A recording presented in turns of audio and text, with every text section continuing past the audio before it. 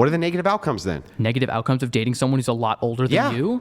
Then let's compare them to the positive outcomes. Sure. So if we look at now granted, I don't have a ton of data right now, Andrew, so I'm not going to cite direct data. So what's the negative outcomes? But it is very easy for someone to get groomed in that type of relationship in which someone is a lot older than them and they are swooning over them and they are completely blinded by everything. I can't say that? No, it's totally fine. Just for the sake of the conversation, though, can you just clarify grooming? Just so we understand what does that mean? talking about Sure, when you say I'm grooming. happy to do that. It's basically just this idea of when you're like emotionally priming someone or you're going after someone who is much less emotionally developed than you are for the sake of manipulating them or being in a sense that you are much more developed than they are. Got it. And would you argue that men have trouble with displays of emotion, empathy, and various things like this? Sure. And that women have a higher emotional intelligence?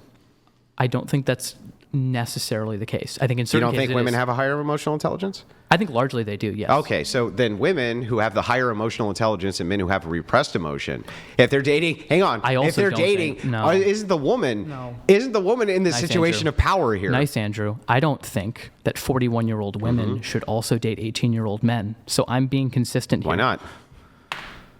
Okay, I want to move on to something else. I don't care. I want to finish this. No, I'm not. I don't care. I want to finish it. I'm not going to say anything. Stop running, bro. No, I'm not going to say Stop anything. fucking running. Stop running. You're right here having a debate about your views, especially when it comes on feminism. A big feminist talking point is that men are predatory if they're older men and they want to date younger women. That's a massive talking point. There's no way for you to run from it. Now justify the fucking view.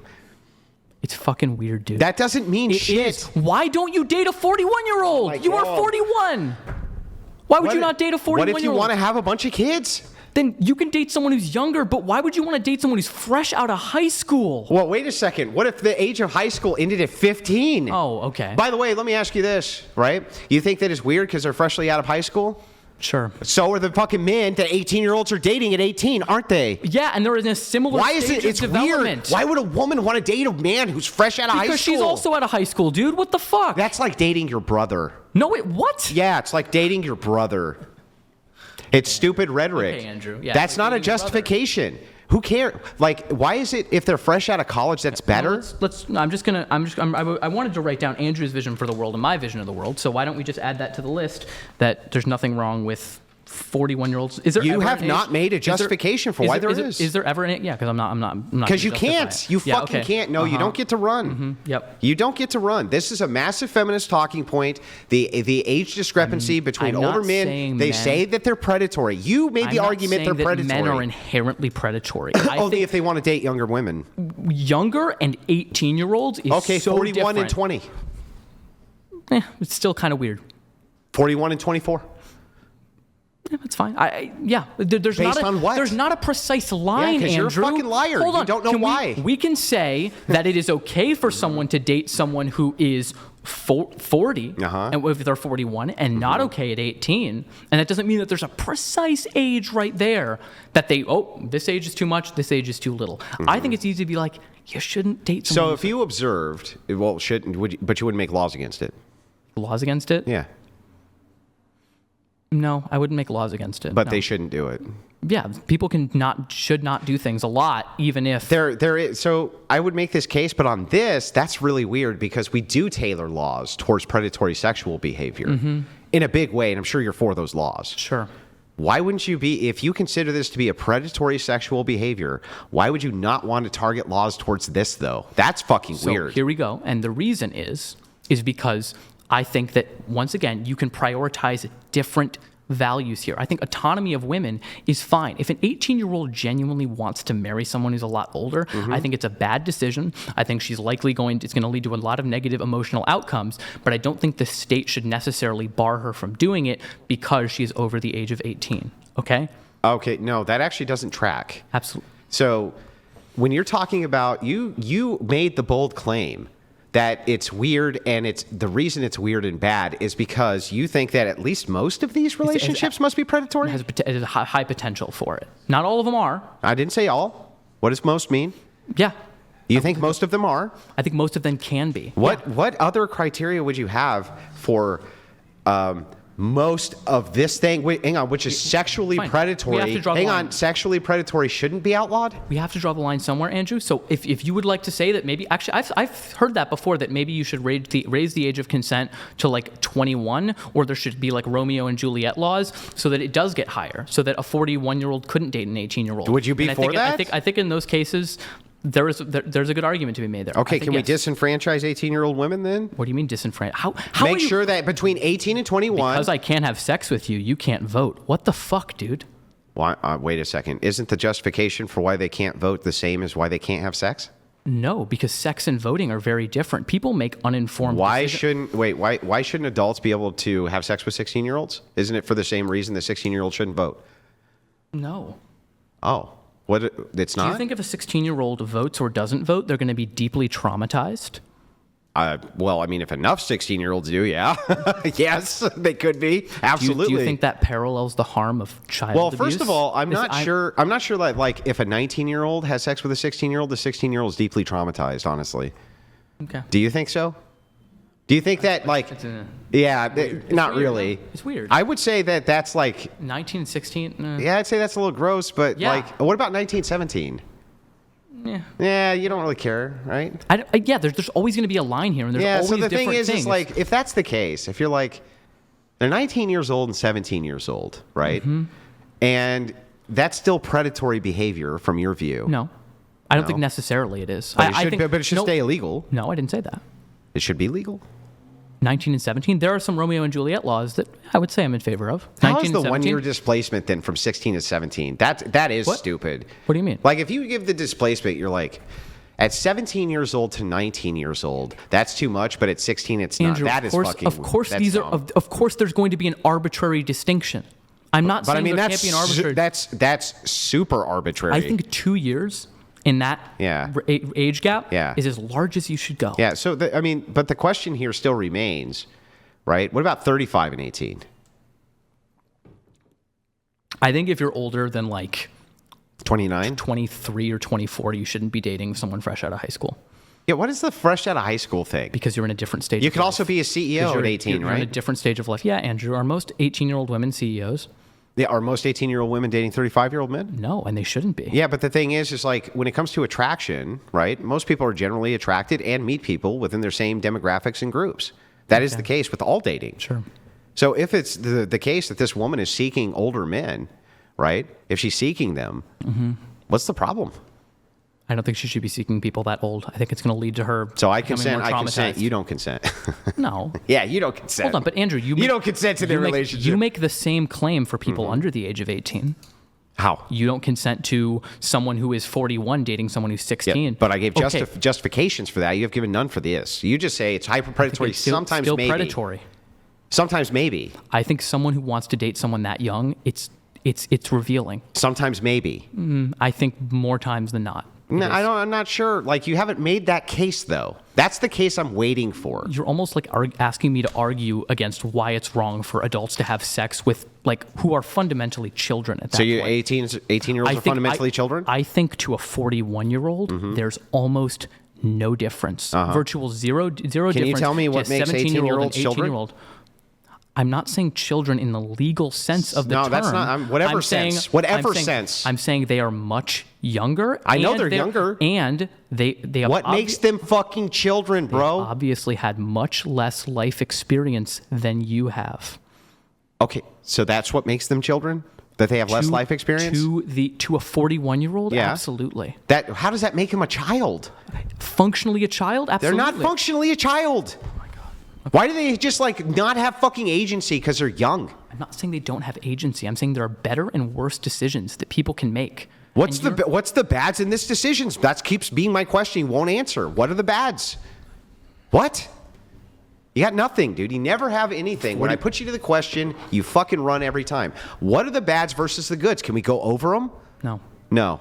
I'm done talking What a about fucking 40. dude. I'm what done a, talking about what 41 a fucking. You're such a I'm coward, done. dude. I'm done. Yeah, You're I'm a the worst coward. I'm coward a I've ever coward because seen. I'm refusing to engage You're anymore refusing with to engage with a 41-year-old legitimate and social 18-year-old. question from your view about feminism. That's what you're doing. Okay. This is a very common talking point from feminists that women are being hyper predatorized by older men, and then when I say, okay, well, let's get into whether or not that's happening or not, you fucking run. It's pure cowardice. I'm gonna go have a smoke while you let super chat. If I asked you to Chat justify, go if I asked you to like justify something like PDF files, would you do it? Bro, am I asking you to justify PDF No, files? but I'm saying they're in a similar Here's what I would category. do. I'm saying Here's they're what in I a would do. similar category. I would make great arguments for why it is that PDF files should be fucking roasted and put up against a wall. That's what I would do. Okay. You're making zero fucking arguments. None. Okay, Andrew. You suck, dude. Okay.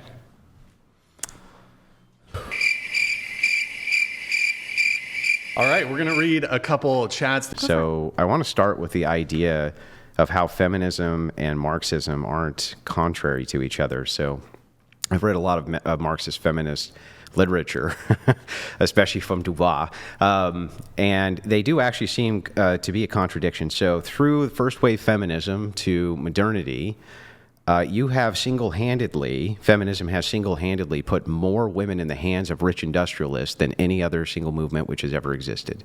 Rich capitalist industrialists are now basically in charge of women. Women are part of the market workforce now. They never were. As part of the market workforce, they have now accrued almost as much debt in 100 years as men, which is incredible. I mean, it's absolutely incredible. There's only a few. One of the big ones is student loans, but I mean, they're almost on point with everything else. There's very, very few market indicators where they hold significantly less debt than men do. From my understanding, the only place where women do hold more debt is student loans. Men hold more in true. credit cards and. It's true. Well, credit cards, it could be that we don't know because we get it from Sure, the credit card households, reporting agency, yeah. but it's like a 2% margin. So maybe they hold less. Maybe they hold. I'm not sure, but it's not significant. Like none of these thresholds I look at look very significant to me. So what I'm trying to figure out is Marxism, and maybe we can clear up the semantic here too, but Marxism is looking for a stateless society where That's the angle, yeah, where capitalism is gone, right? So if capitalism is gone, how is feeding millions upon millions of women to the capitalist machine via feminism a good idea for Marxism? It makes no sense to me. Well, I mean, if we're talking about first wave feminism, I don't like to necessarily define feminism based on its wave because I think it ignores certain sects within feminism that are outside of that, as well as kind of puts it in a Western purview. But I will say, obviously, there are different modes of feminism that we've seen in place throughout history, and I would just say this was liberal feminism, which obviously is towards the movement of upward mobility within capitalism. Yeah, but why would you support that? I wouldn't. I would be against liberal then feminism. How are you a feminist? Well, what kind of feminist are you? Marxist intersectional feminist. Okay, yeah, Marxist intersectional, but Right. you did rely on first wave, second wave, third wave, fourth wave feminism. Yeah, so there is progression, obviously, over time. I'm sure you have, I know I've heard you say that with your Christian populism, your plan is 300 years. So obviously, there's going to be different steps that you take over time. I think when it comes to, if we're going to talk about liberal feminism and women entering the market when it comes to economic work, is that one of the ways we see that women have faced oppression or marginalization or subjugation, whatever term you want to use, is obviously patriarchy's construction of dependency on men. So, But they were more liberated. So men held the debt, not women. So I would argue immediately. Sorry, go ahead. Yeah, no problem. I would argue immediately that because women now hold so much debt, they're less liberated than they ever have been, at least in this nation. So I would point you to things like before they had the right to vote, the 19th Amendment, they were able to pass the 18th Amendment. That was literally due to the women's temperance movement. And they did not have the right to vote at that time, but they had so much moral political power that they were able to pass that. So they definitely had political power and they had no debt. I don't see how this is Well, I more don't think a lot of liberating. people had debt during that time. Yeah, men had a lot of debt. Men, I mean, they Like had all individual the debt. debt? They had all the debt. All of it. Sure, but 1% to 2% maybe for women. Sure. So, I mean, if we're talking about, like, do I think debt is a good thing? No, that would be a critique against capitalism. The critique that with feminism in that specific instance that you've given is that the only way to get access to the material goods of life is obviously through money. And so when women are able to participate in the market, then they are dependent on men in order to get housing, to get food, to get shelter, so on and so forth. Or they're paid very low wages. And so I think expanding that market then creates more individual opportunities to where you don't have to get married, to where you can have more autonomy in your choice. Yeah, but this is really this is a very odd position that I don't think stacks up very well. So if the idea is women need to be able to gain more materialism, that is in conflict with Marxism, which is I saying agree. I'm that saying women, that's under capitalism. Yeah, but we live in capitalism. Sure. And we did then. I understand that. So the thing is like, it seems very contradictory to me to say, well, okay, access to materialism. Hold on. Sorry. What's going on? I was trying to turn off the fake. That's my bad. Okay, I apologize. Yeah, no problem. We have a new. Yeah, no problem. Okay, sorry. Go ahead. Go ahead. It's just really bizarre to me when you say women need to be able to access materialism in order to be less oppressed, when now women have, by the way, I mean, their student loan debt alone is insane. They're now under the yoke of capitalism more significantly than they ever have been because of this accruement of debt. So it seems like you're just feeding them into the system while calling it liberation, when rich industrialists owned them then and own them now. So, I mean, it's a more intersectional look at that. Like, I do agree with you that capitalism in itself and like the concept of debt is oppressive. So yes, you are correct when you say that assessment. But if we're looking at the intersection, what's the alternative under capitalism for women to be dependent on access to the basic materials? That seems far and away to me to be a way better system if you wanted to actually institute Marxism. So I'll explain why. If it were to use the accelerationist argument, which it sounds like you're trying to do, move into accelerationism, we would just have fascism. Like that's what we usually end up with. What do you mean? I'm sorry. Right-wing authoritarianism. Well, I know what you mean by fascism. Can you repeat your point, though? Yeah. So if the idea is women need to be moved into the rich industrialist market for some reason because it's more liberating for them to have more materialism, which it seems to be completely the opposite. Because more opportunity. For what, though? To ingratiate more materialism? No, I would even just say like the standard means of living. Materialism. I don't know, like, well, we need housing, right? Is that materialism? Yeah, well, yeah, it is. Okay. Like, depending on the size of the house. And I mean, so when you say housing, what does that encompass? Like a commie block? Like a stone commie block where it's like little I think tiny... we can agree like on what basic necessities humans need in order to function within society. And I would say housing would be definitely a Sure, core but how tenet. big?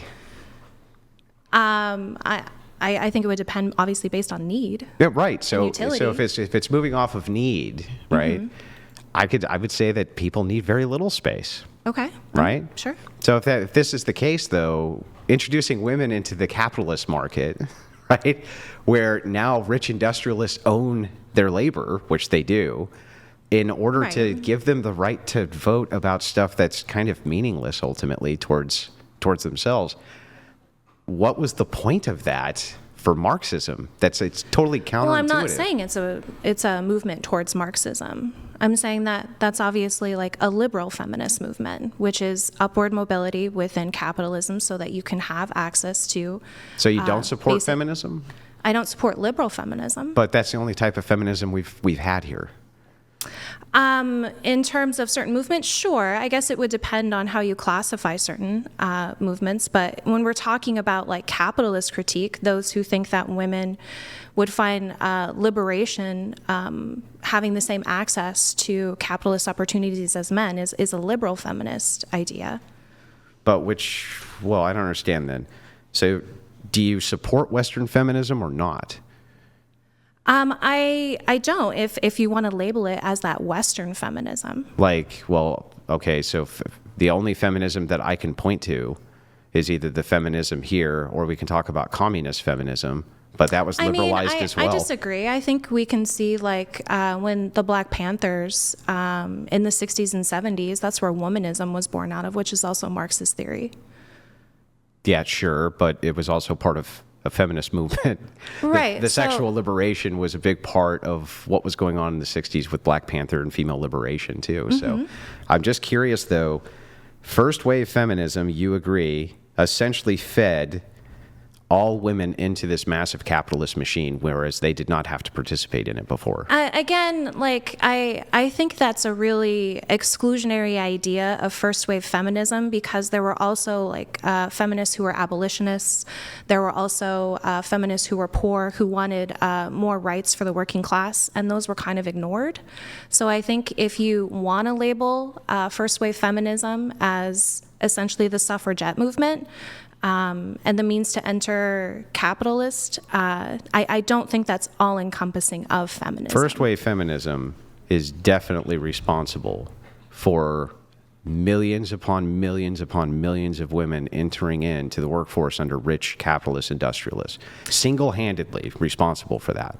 Okay. What else would it be that would be responsible for that? other Well, than I think feminism? that's obviously what's at the forefront. Yeah. But there are other sects of feminism that we're dealing with. Abolition. We're dealing with they like, never had any political power. Okay. So, I mean, we like- had the 1912 Lawrence textile strike, which was about working conditions. Yeah, but feminists have always moved towards working. But this is the problem again. Working conditions for what? To capitalism? To the working capitalist plants? I guess I'm not sure, like, what your overarching question My is. overarching point is, why would you support if you don't support first wave feminism, because it fed millions upon millions of women into the pocket in the pocket of rich industrialists, which it did, and you agree it did, and the second wave did, and the third wave, and now even the fourth wave. None of these feminist waves are anti-capitalist. No, I agree. So how can you create and apply a law to people who are not represented? I just don't understand. Morally, how do you justify There's it? nothing immoral about it. There's nothing immoral about No. I mean, but that's Like, kind of I like would say it's consent. more immoral. Why is it moral for an 18-year-old to nullify the vote of a 41-year-old if the 18-year-old doesn't even know what they're voting for? How's that moral? Well, because the 18-year-old is still subject to the laws of the state. Yeah, but they don't If an even know 18-year-old what they're voting for. Can an 18-year-old go to jail for 20 years? A 16-year-old can. Should they be able to vote? 16-year-olds can't go to jail. Yes, they can. 16-year-olds can go to jail for life. Should they be able to vote? I mean, no, but why? Well, why would they be not? going Why to not? jail The to laws vote? apply to them, though. Why would a 16-year-old be going? Hang to on, jail I don't though? understand. Because he murdered someone. Okay, that's fair. I mean, if you Yeah. murder someone, that's a whole. So I other don't understand. thing. Why can't he vote? The Well, laws because we apply to all him. Why can't he understand vote? that. Yeah, but we all understand that. a No, 16-year-old we all understand it's not an argument. Why does a 16-year-old get to vote, even though all the laws apply to the 16-year-old? Why does he get to vote? No, the laws apply. They start in juvenile detention, and then at 18, they So get the right to so go. laws apply They to they're 16-year-olds? But you're retried at 18. So like when you laws start at apply to 16-year-olds? Some laws, of course. Okay, yes. great. Why can't they vote then? So babies should get the right to vote. That's I mean, my they're a question minor. to you. That makes no sense. Exactly. So why do we limit it to 18? Well, that's the age that we've defined as being a legal adult. That's the age that we as a country have universally agreed with our right to vote is. Yeah, but what the makes age of that a legal good adult. idea? Just That's because the you age of arbitrarily. consent. That's the age Yeah, of- but just because you arbitrarily say, for instance, that because you're 18 and you're an adult, like you can't buy cigarettes, you can't buy beer, you can't Yeah. rent a car, but you're an adult. And now you can vote in the So would you like to participation of lower the democracy. age of At an least raise adult? it. So you'd like to raise it. At least raise it. So you would like to universally raise the age to vote. I think that At would be a better least. idea than like not No, allowing no. What I anyone. said is at least do that. But the thing is, like, you're actually inconsistent here. Your whole argument is to say if laws affect people, they should have a right to vote. But we have an entire cast of people from the age 17 down who laws apply to and can't vote. And you just are like, you shrug that off like you didn't contradict yourself. I'm pretty sure it has something to do with brain development. But we've all like you have to have an Not fully age in developed which- till what, 25 But according how to do you have a the society studies? in which you don't have an age that someone becomes a legal I adult? agree, but why couldn't you have a society in which you had stakeholder democracy?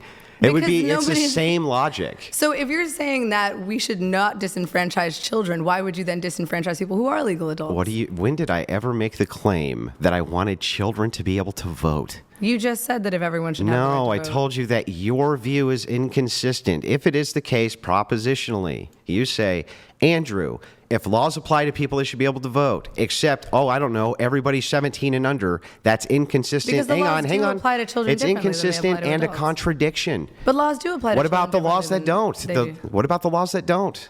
What about the laws where you're 17 years old and you can be tried as an adult? Well, those are to protect like public freedom. I mean, Right. but everyone loses civil liberties when they are a danger to the public. Yeah, but do you That's really, everyone. Do you understand that you're making a contradiction when you say if laws should apply to all people should have a right to vote because they have laws which can be applied, they can be sent to prison was your example. That would have to include everyone under the age of 18. But people under the age of 18 don't go to adult Yes, prisons. they do all No, the they time. don't. Yes, they do. What's your source? That is you want me to give you sources of 16, 17-year-olds tried as adults and sent to adult prisons? Okay, but that's like an exception for exclusively horrific crimes. I mean, those are violent offenders. Does the law apply to them or not? To violent offenders, if you are a threat to public safety, yes. Okay. Everyone who Then is a if threat the to public law safety, applies to them and they can be sent to jail, then by your logic, they should be able to vote, which But for means those you're in offenders, they are- contradiction. To those offenders, they are sent to juvenile detention centers until they turn 18, and then they are sent to an adult prison. They are No, still they're tried sent as a child. often to adult centers, even at 17, to adult prisons. You can be sentenced as an adult, but you can't be sent to an adult prison at the age of 16. This would depend widely on the state that you're in. It's not rigorously enforced across the board like you think. There's not like, I don't think there's federal laws which say this. But Well, then I even think if it that's were the case, wrong. I'll just grant it. Well, I'll then just- that's wrong. I'll even grant the entire thing. It still wouldn't matter. Laws apply to them. They can still be sent to prison. They fit both of your criteria. Therefore, if you say they shouldn't be able to vote, your worldview's in contradiction. Well, then I think that's wrong. I don't believe that children should be tried as adults until they have become adults. so no I laws disagree with apply to that. children. No. Well, then why shouldn't they be able to vote? A threat to public safety always applies to everyone. Threats to public safety always apply to everyone. Yeah, but why shouldn't they be able to vote if laws apply to them? That's your example. Laws apply to children, but they are not in practice punished in the same way that they apply to adults. It's applied Can they be differently. punished? Of course they can Then be why punished. can't they vote? But you have to have some way to maintain societal control. Children aren't just allowed to do whatever the fuck they want because they're Right. kids. You need to be able to have some sort of societal control. So Yes. this would mean necessarily disenfranchising some people, wouldn't it? It would mean necessarily disenfranchising children. Yes, they're not no, adults. it would also mean disenfranchising prisoners. Do you want prisoners to vote on their right to own guns in a prison? Not their right to own guns in a prison. Well, then you're But I do disenfranchising think them. that people who were in prison and then leave prison should then have Felons? the right to vote. But they're disenfranchised currently under the law, right? No, they're not. Yes, they are. If you're a felon, you can't vote. Yes. Oh, well, once they leave, yes, I do think that that's disenfranchisement, and I think Florida just rolled that back. Yeah, for but Florida. what's wrong with disenfranchising like murderers for life? What's wrong with disenfranchisement? Well, they would be in jail for life if No, they no, no. committed a They're murder. out of jail. They're just felons, so they can't vote. Well, I think that felons should be able to vote once they Should have felons left. be able to own guns?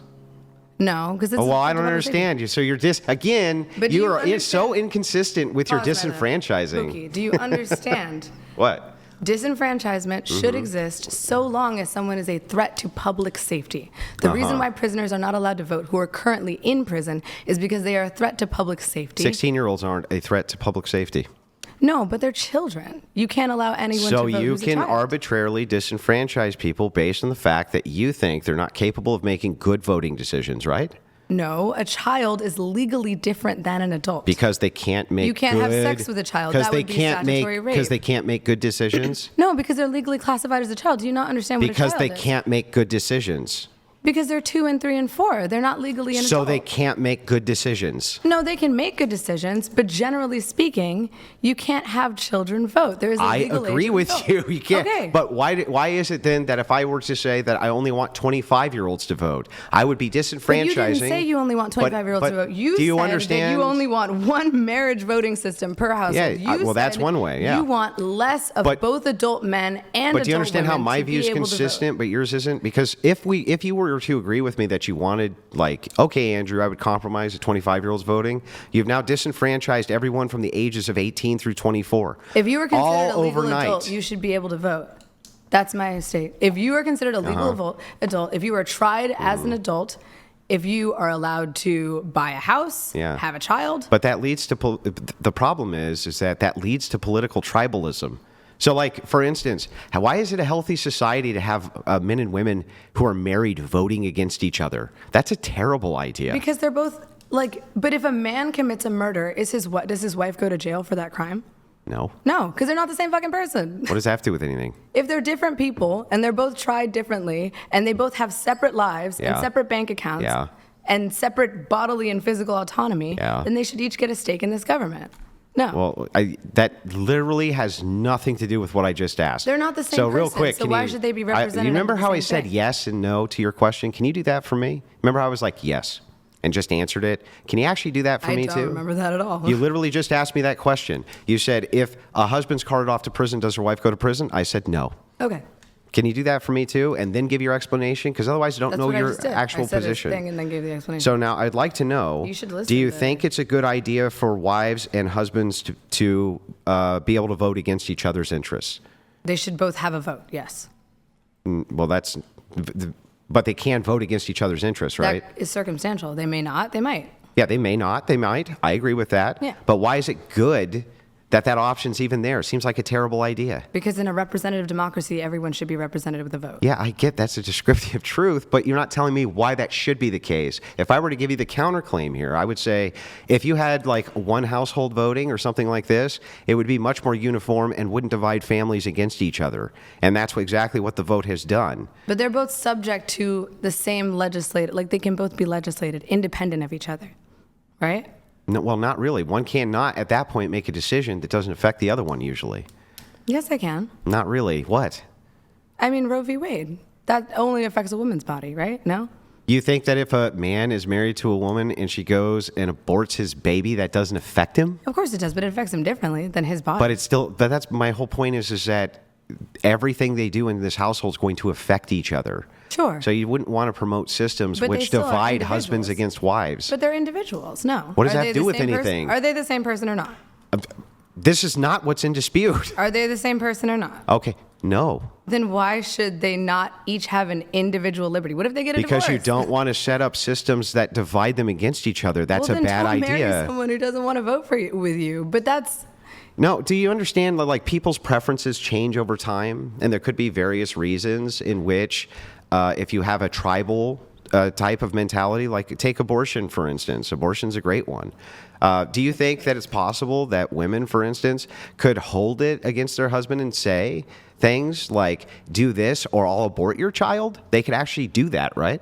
yeah, hypothetically, sure. Yeah, and have that done would be that. immoral. And have done that. That would be immoral Yeah, and but, wrong. but you wouldn't say they couldn't go get the abortion, would you? But would you say a man can? But hang on. Answer the question first. What?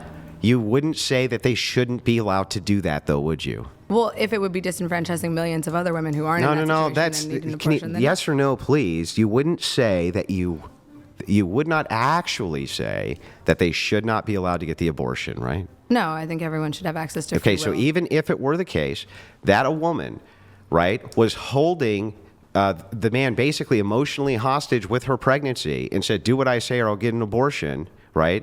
You would not make any claim that she could or could not get that abortion, would you? I would make a claim that what she's doing is immoral, but I wouldn't make a claim that And because should one anything person is happen to a immoral- woman who does that? Yeah, What? I mean that's blackmailing. I think It's that's a not crime. blackmail. I think on a level it's emotional blackmail. I Yeah. think you should be able So to sue someone what for should happen? emotional Should they go blackmail. to jail? I mean, maybe pay damages or a fine. A fine? Yeah. How much should the fine be? I don't know. $200? How Dude. much is an abortion? They'd be the same as an abortion. Can I ask you a question? So just Can to I get ask this you a right, well, I question? want to finish this real quick. No, can and I then we ask can you a move back. Well, no, you can't till I finish the inquiry. Okay, but well, then I'm you not can, going to answer your question. But then, until I but you ask can mine. inquire back. I Sure. just want to finish this inquiry, Go the for line it. of inquiry. That's all. So just to make sure I got this right, you have now said that the tribal voting does indeed pit husband against wife, has a potential to do so.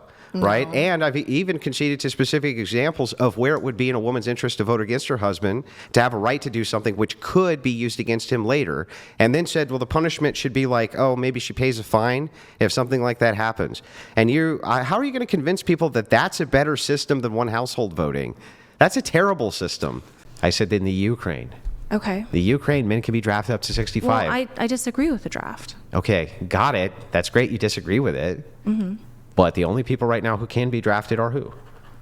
Men. And the reasons that we just went over previously determines that the reason that we want to draft men is for these exact reasons. Because they're stronger, they're better in combat, these are the positions we would need them in, and because these are the positions we need them in, women are excluded from those roles.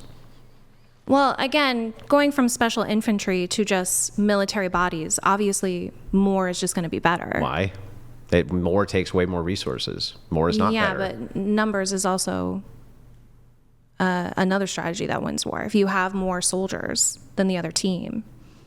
Yeah, sure, that can be helpful, but it's more helpful to have a very well-trained, very combat-ready military. If you're drafting, they're not going to be well trained. Yeah, well, we've won wars with draftees. They were plenty well-trained. So the thing is like, But that's being incorrect. trained and being well trained are two different things. I guess you had specialists too, but the point is they were very much trained and they very much kicked the shit out of half the world. So that was with draftees. Okay. So the thing is we've already established that men are far better in these roles than women. Men ought to be in these roles and not women. This is by your own logic. So what privileges should men get considering they can be drafted into these roles and women cannot be? I mean, if we're going on a society based on like this is always going to be the outcome and this is a necessity, I don't think necessarily there would. I'm not against sending men to go to war against their will.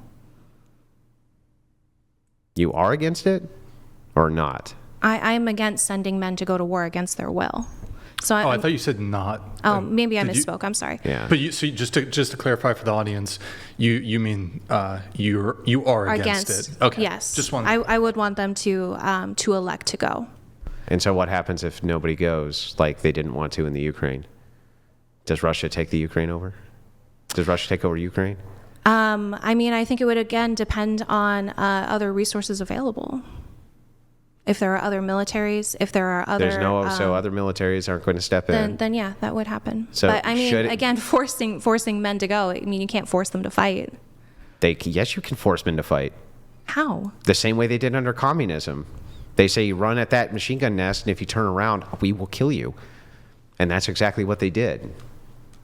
Oh, I mean, then What they did was They have the choice. they lined up thousands of Soviet soldiers, and they handed them a rifle. They said, if you die, the guy behind you pick up the rifle, reload, and continue to go. Sure. And if they turned around and came back, if they ran away, men with machine guns were waiting for them and mowed them all down. okay. So yeah, you could definitely force men to fight. I mean, that's been done time and time again. If you ran away in World War II, you were a traitor and you were shot. That's forcing you to fight. If you run away from combat, you get shot. Right. I'm saying obviously, if they don't fight, they die. Like that's clear. Mm-hmm. But like if they think they're going to die already, I'm confused. What do you mean? know, going to war, they're like, I'm pretty much going to die already, so I'm just going to try and escape so I can avoid that. And if they kill me, then the outcome's the same. Well, that's not what happens. I guess my issue. You're compelled and pressed into service. Like you can't do anything if you don't sign up for the draft as a man in the United States, you're not supposed to be able to vote. I know. So then, how come if women don't sign up for the draft, they get to vote? That's bullshit. Well, again, I'm against the draft. Yeah, I got it. So then, just nobody defends the nation. Well, I think obviously within America, we have a huge society that's very big on militarism, which is why no one has been drafted. Nobody's been drafted because we haven't fought a professional war where we had hundreds of thousands of body bags being sent home. That's why nobody's been drafted. Well, sure, but also I would say people are joining more than they were back then. No, I think that the rates per population, remember at the time, I think there was only 150 million people. It was like half the people at the time than there is now. Mm-hmm. So no, I think proportionally, plenty of people were joining the military. I don't know if it's at the same rates because you had different benefits for it, but plenty of people were joining the military. Okay. The thing is, though, is that we just haven't had a war where hundreds of thousands of people die. You have to replace your soldiers, right? Sure. Do you think people are going to be more or less likely to join if people are dying in mass? They'll be less likely to. Yeah, they'd be less likely. So then what do? You compel service. Like what else can you do other than compel service? I mean, not go to war. Yeah, but like you can't.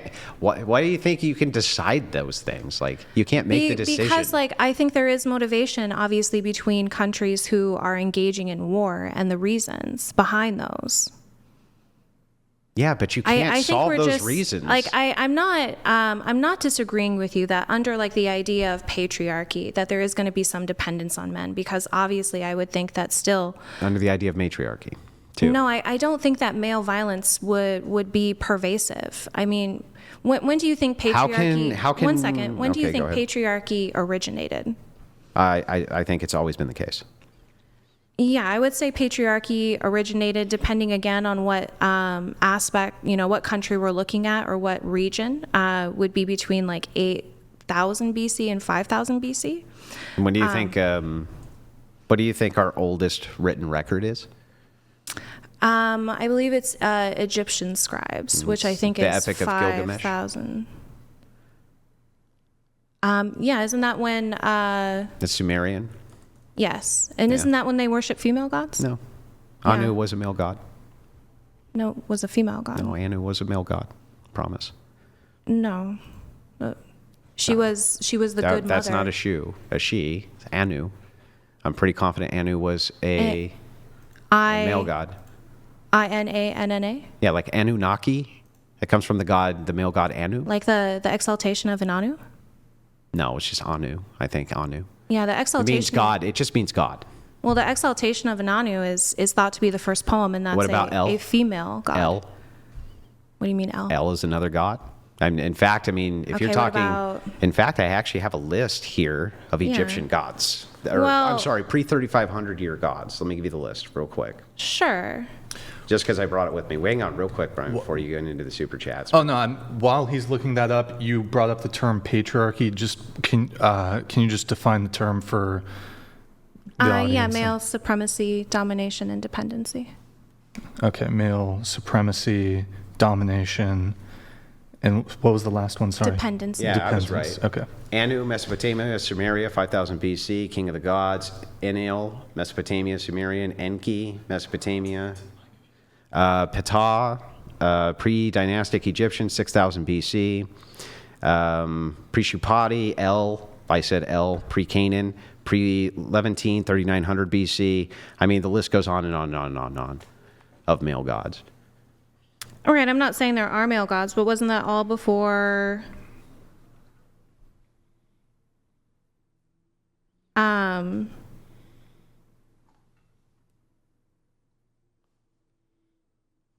It's all before your time frame of 3,500 years ago. Okay, so I'm just curious on the view. What would be a virtue that I guess if women lost that virtue, it would be worse for society Chastity. than men? Explain. And we can, I mean, we can dive right into it. So chastity would be an easy one. Okay. So men, for instance, they can impregnate basically like as many women as they can make a deal for, right? As many as if there was 100 women who were lined up here today and you could have sex 100 times, you could impregnate 100 women. Sure, we're assuming they're consenting to the sex? Yeah, you could actually do that, right? But you agree that women can't. They can only get pregnant by one man at a time. Yeah, sure, there is a So difference then there. if that's the case, then when we're talking about the social cohesion, right? Women are basically going to be the gatekeepers of whose DNA passes on and whose DNA doesn't pass on. You agree with that? How are they the gatekeepers, though? Well, because you can have as many children as you want. Sure. They can't. Yes. Yes, they can't. So they get to basically be the selection for reproduction, not you. Okay. Yeah. Do you see what I'm saying? They get to be they get to be kind of the gatekeepers for who gets to reproduce and who doesn't get to reproduce. Whereas you, right, you can just reproduce with like everything that you saw, as many partners as you could arrange for who would agree. Mm-hmm. You could actually impregnate all of them, right? Sure, but would then you So would, for you would women, probably also if- agree they shouldn't do that. Yeah, though, yeah. right? So if women aren't chaste, right? If they're not chaste and they have sex with like 50 men, right? At least this used to be the case, especially, then paternity comes into question. Other things come into question, right? Not really the case with men. If you How had not? sex with 100 women, Yeah. right? And no other men had sex with them, right? Or 100 men had sex with this woman and what are you doing, dude? Bring me water. Oh, fuck. This guy's like fucking shifting what is behind me. that? I'm like, what the fuck is he doing? All right, so where were we at? But Oh, yeah, yeah. yeah. Yeah, so conditional, we're talking about the gatekeeping of female pregnancy. Okay, I just don't see how it's different in terms of like men would have questionable about paternity if they have How? sex. How with would they 100 have questions about with 100 paternity? women? Wait, are you assuming that only one man is having sex with these 100 women, or all of men are having sex with 100 women? Yeah. So if it is the case that a woman has sex with 20 different men, right? It is the case that paternity is going to be in question, right? Sure. That is indeed the case. Paternity is going to be in question. Yeah, paternity is going to be in question. Yeah. So if we go back, the reason I'm tying this in with virtues, the reason I'm kind of moving from the back end to the front end, is to explain this concept to you. I wish I had home math skills so I could draw this out. Let us assume for a moment that you wanted to be assured that your child was yours, and you didn't have paternity tests. Okay. How could you do that? In the old, like, I guess a long time ago. Well, it's not that long ago. Paternity tests are modern. Fine. And you want to be sure of it? Yeah. I guess then only you would be having sex with your wife or something like that, or you would want to have sex with a woman who wasn't actively having sex with other men at the same time. And I think that's perfect. I think that's a perfectly normal boundary. So wait, to hang have. on. What is the last thing you just said? You would want to make sure what? That you and your wife were the only people having sex with each other. Right. I think there's nothing wrong And with what monogamy. what would be a good tell for that?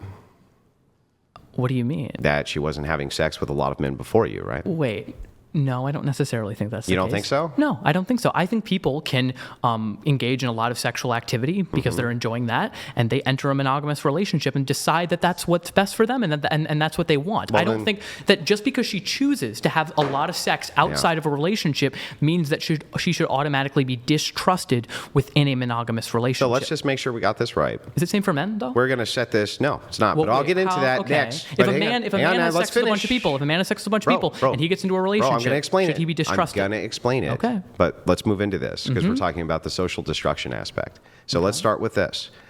You think that it is the case that if a woman has a promiscuous past, right, that should essentially not in any way show, men should show no distrust towards that woman for the purposes of having a family with her. Hold on. Was she in relationships with people, and was she lying to them, and was she No, cheating she was on just them? having a lot of promiscuous sex with many, many men. Then that's fine. Well, I guess we're assuming also like no STDs, no stuff like Sure, that. we just bake it in. Okay, fine. Then yeah, no, I don't. There see- shouldn't be any trust distinction at all. No, I mean you have conversations with this person. Be like, yeah, no, I had that past. I enjoyed that part of my life, but I want to settle And down would you now. I say want that something those different. those women would probably be on par with trust of like virgin women when it came to that?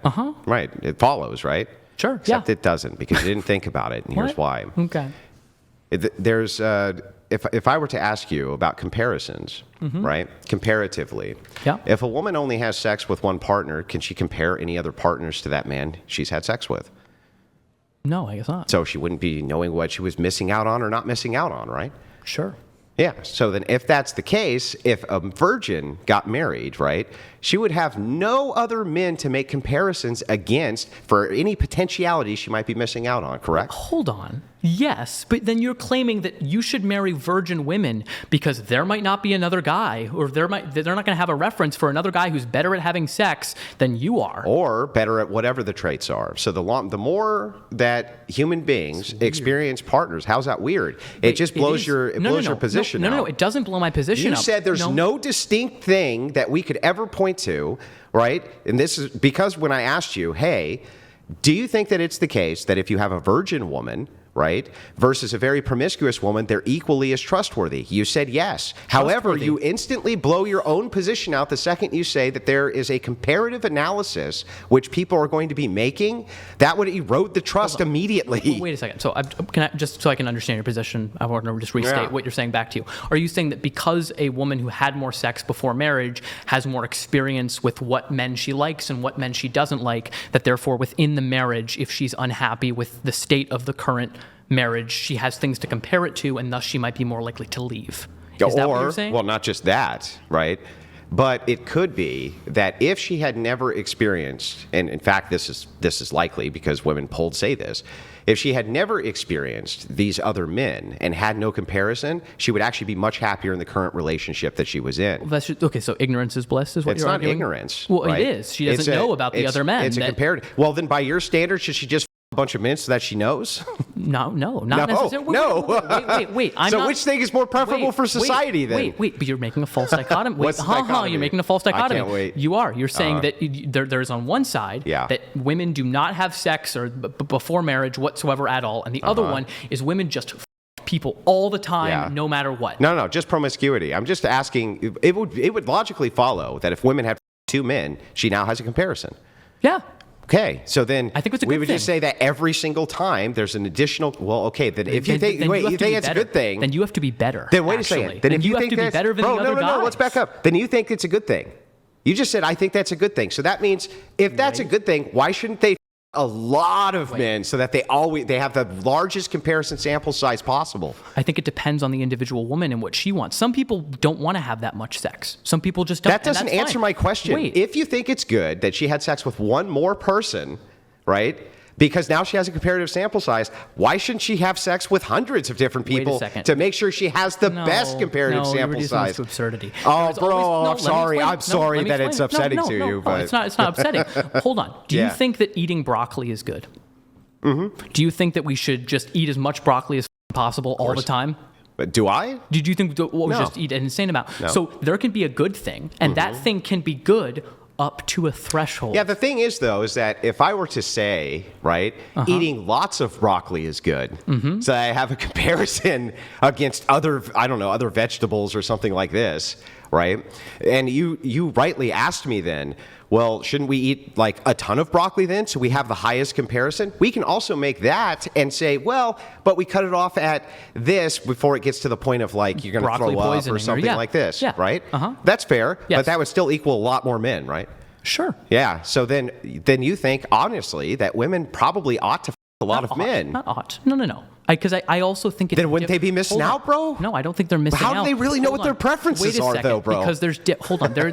Because there are different women who want different things. You're ascribing a monolith. Some women might want to be virgins until marriage because they value sex in a Yeah, significant but way how that do they other really women know don't. unless they're having sex with multiple men? You don't necessarily have to have sex with multiple men if you don't want that comparison. Okay. You don't have to, just because a comparison might be helpful in certain Yeah. instances, doesn't mean that the negatives for that individual person might outweigh the positive benefits that they're having. Perfect. So then is it the case then, right, that if we're just looking at the cost benefit analysis of comparison for outcome, if we are to have the best outcomes with women who've only had one sexual partner, because there's no comparative What do you mean analysis. best outcomes? Can you just... Yeah, this means they stay in their marriages longer and report happiness levels that are higher, which all virgins do almost Well, universally. Come on, well, okay. Yeah, should make, almost. fine, What did I say? Overwhelming majority. Overwhelming Okay. Fine, okay. majority do. Okay.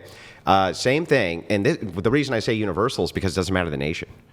It doesn't matter the nation, at least in the Western nation, doesn't matter the nation when it comes to dissatisfaction. Now, you can look at some nations, perhaps in the Middle East, where they measure dissatisfaction, but you can't tell if it's because they're virgins or because they live in the Middle East, right? Like, you can't tell. But in Western nations, you can tell. And here's how we know. We can do an analysis from the religious, right? The more religious they are, the less promiscuous they often are, and the more often they get married virgins, right? And here's what ends up happening. The non-religious, the secular women to get married virgins, and the religious women to get married virgins both report a much higher sexual satisfaction rate, much higher attraction rate, right? And they have much less in the way of the marriage splitting up because they make no comparative analysis. I think making a weird comparative analysis is kind of strange because what it feels like you're saying, and correct me if I'm wrong, is I don't want my wife to have had sex with other men because I don't want her to compare the sex we're having to other men, which might make me feel insecure and make me feel that my sex Let me is ask not you, as good. is that, do you honestly believe that that's a less tenable position than yours, which is I want my wife to have had sex no, with multiple no. men to compare other men to me? If hold on, it is. Oh no. I'm Wait, just because, saying. No, Andrew. That is what Andrew, you're saying, no, bro. it's not. Well, then Because you're why would you be assuming- against it? Wait, I'm not, because women aren't a monolith, Andrew, and women don't all want the same thing. So what? That's not what we're talking about. Wait, did I say because- women were a monolith or they all want the same thing? Because or you're did I now- say that hold if you on, make they a comparative analysis for outcome, that the outcomes tend to be a lot better for the virgin women because Mm-hmm. they don't make the comparative analysis? I think it is strange to say people ought to have less experience so they think don't it's- know what they're missing out on. I think so it's they don't really know what they're strange. missing out on. So then you're right. They don't know what. So then you want your woman to have previously been a bunch. So you wouldn't want her to be with you only because she didn't know what she was missing out on, Yeah.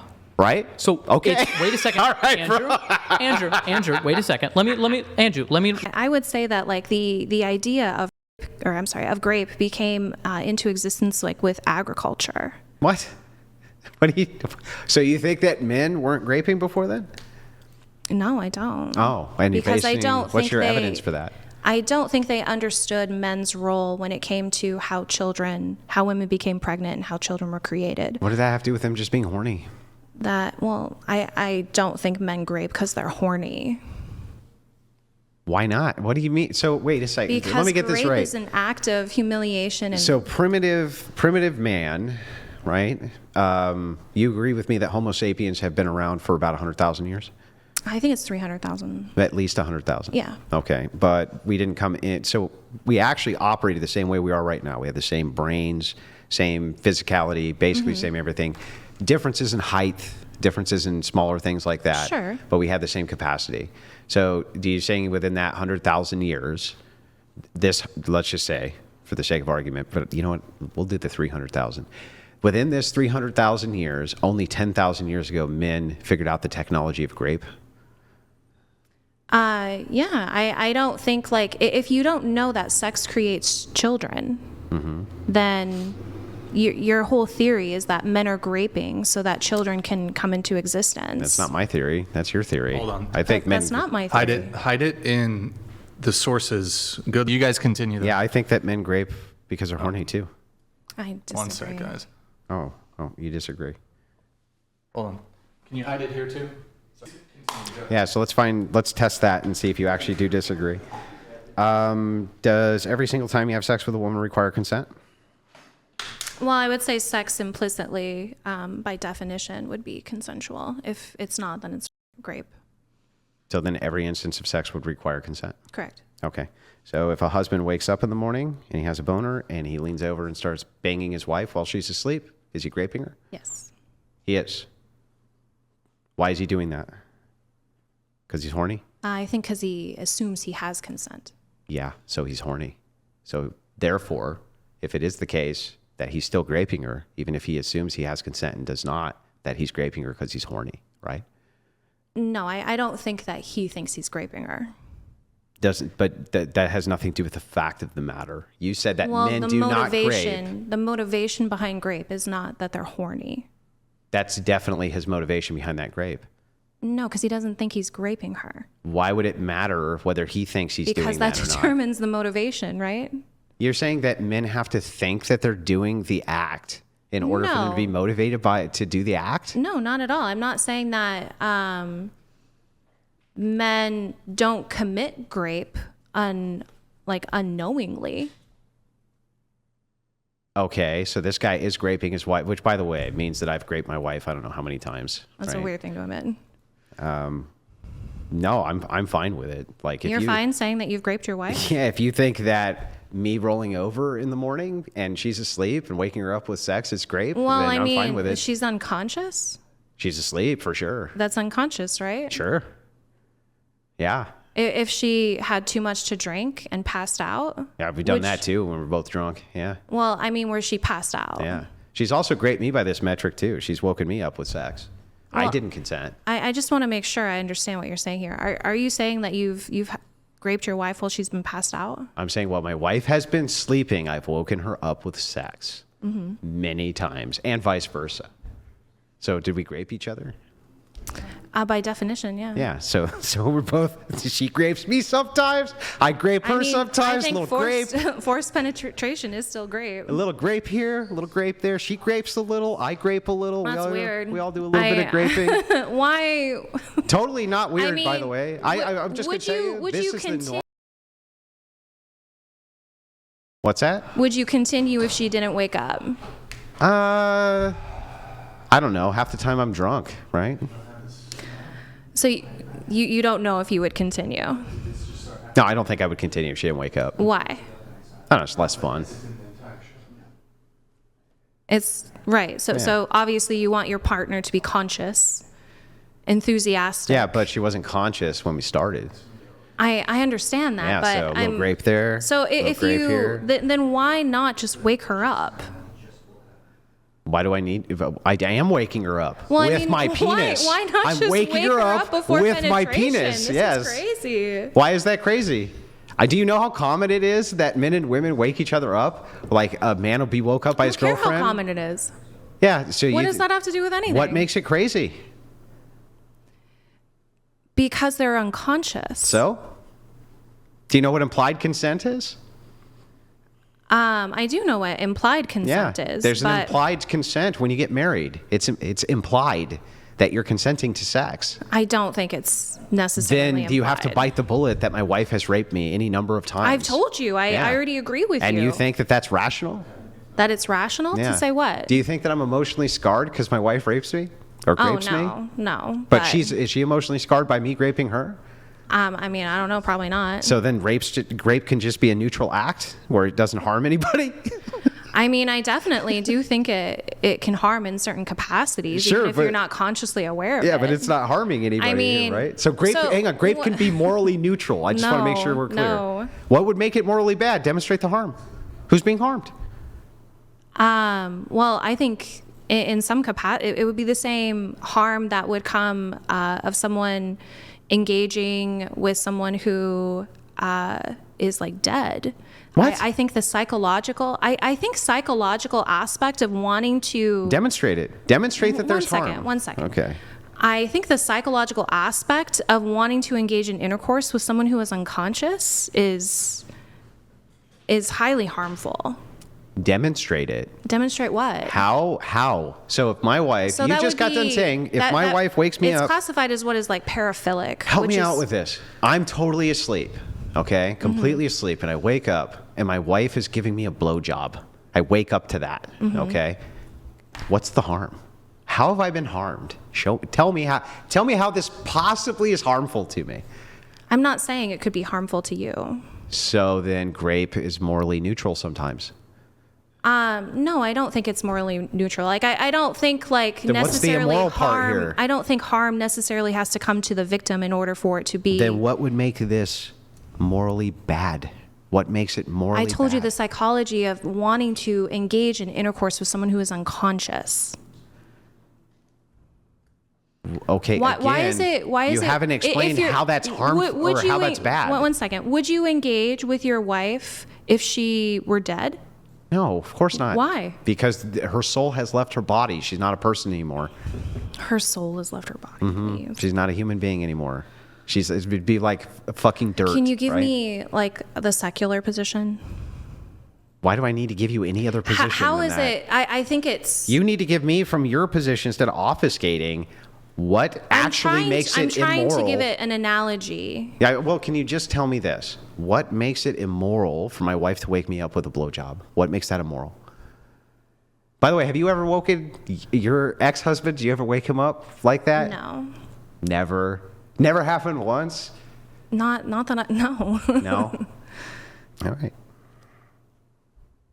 But you do realize this is very common, right?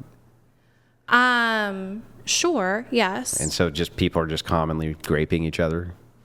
Yeah, I mean, I think there are a lot of instances where grape happens where people don't think they are graping someone. So, That's a part of like miscommunication theory. okay, great. I just want to make sure I get the correct or the answer to this question correct. What is the actual harm? And demonstrate it for me logically, please. Or the Can you- immorality. Why is it immoral for my wife to do that to me? Well, I mean, obviously, if we're talking about consent, I think the basis for that is the Fry's model, which is freely given, reversible, informed, enthusiastic, and specific. And so obviously it doesn't meet certain aspects of those criteria. Why is that immoral? I though? mean, I we're- like it. I like it when she does that. What is immoral about her doing that? I want her to do that. I'm not conscious at the time. That's true. But I'm very fucking enthusiastic that I want to wake up that way. Very enthusiastic about it.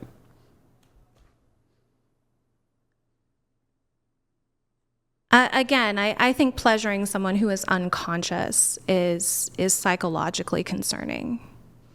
I'm sorry about your mind state of concern. That's very Karen-ish of you, but can you tell me why it's immoral? It's sort of a Karen issue. It's very your concern's very Karen-ish, but why is it immoral? I would place it under like a paraphilic sexual behavior. So all of the men out there whose wives have woken them up with sex, all of those women I'm sorry, Paraphilic. paraphilic. I think the act itself. They want to have sex is- with dead. They want to have sex with dead people. I mean, paraphilic is just defined as like atypical sexual preferences, and yeah, to like Yeah, but you were saying it want was to have sex necrophilic. with someone who's. You were saying it was necrophilic. well, earlier. necrophilia falls under paraphilic. Okay, so so does like So pedophiles. there's and- necrophilia. So you think that there's tons and tons of women I out there who mean, are there are necrophiles? obviously like pedophiles and like necrophilia are two different things. Do you agree Paraphilic with me just means that- atypical Yeah. sexual desires. Do you agree Like with me? I would classify kink under that. Do you agree with me that tons and tons and tons of women likely wake their man up with some sort of sexual I already favor? did. Yeah. So Like then, asked and answered. So then is that they're kind of necrophiles? That's not what I'm saying. Well, I don't understand what you're saying. It can't be. By the way, that doesn't make any sense. It can't be uncommon if it's common. Well, it's if we're talking about like the experience of like atypical sexual behaviors, then yes, engaging with someone who is unconscious Is common. is an atypical. It's not atypical if you're saying it's common. That would be typical. I mean, in terms of like a common occurrence, sure, but in terms of like a common outcome of intercourse, it's not. Yes, it is. I'm sorry. I think it's you very typical. You commonly start intercourse unconscious. That's not what I said. I said it's very typical to do it, though. So, like, I don't typically eat gourmet caviar, but you would agree with me that it is typical that people do eat gourmet. It's like a typical behavior. You wouldn't say it's atypical to eat gourmet caviar, would you? Again, just because something is common doesn't mean it's typical. What does typical mean? So I think like we could talk about frequency. Well, of let's just make sure we things. get this right. What does Well, typical I am mean? trying to. I just want to make sure I know what typical means. Sure, one second. I think we can talk about things happening in common frequency. Okay. But in terms of how often things happen outside of that frequency is going to make it like so 1% of 4 million is going to be a large number. So we could say it's common. But in terms of looking at it in a percentage, it's only 1%, so it's atypical. Okay, so I don't understand how, when we're talking about behavior, I would say it's atypical. What is it? Okay, then what threshold does it need to meet to become atypical or for behavior, like percentage-wise? I don't know. So then how do you even know what's atypical? I would just say the classification. Do you think most people, when they have sex, are doing so unconscious? Or like with an unconscious That's not person? what I said. No. So that's my threshold. Okay, well then, do you think that most people have sex missionary style or doggy style most I of the have no time? idea. What if you had to guess? Because would that make doggy style atypical? Well, no, because again, we're talking about percentages. Right. So then I would need to know what is the percentage before it becomes atypical. I Don't know. don't know. Yeah. So then you can't really make the claim it's atypical. Well, then how can we make the claim that anything is atypical? Good question. I didn't make the claim it's atypical. So I you said don't it's you don't think typical. like paraphilic sex desires exist? Yeah, I think that we can definitely make claims to that. Yeah. Yeah. Sure. Okay. Sure, but when I guess the delineation here we're talking about is just typical versus not typical. I think that it's if you're talking about what is common, Yeah. I think it's super common that this happens all the time. In terms of volume or in terms of percentage? Both. Yeah, I think it's very common. So you think this So I is would like say 50% of sexual interactions? No, but I think that 50% of people have had this sexual interaction. But I'm asking in terms of if we were to classify all sexual interactions, would this be a common where people start off intercourse with one partner unconscious? No. Okay, No, so- it's so not. that's- It's not going that's to what be I'm something. saying. It's not going to be. But that doesn't make it not common.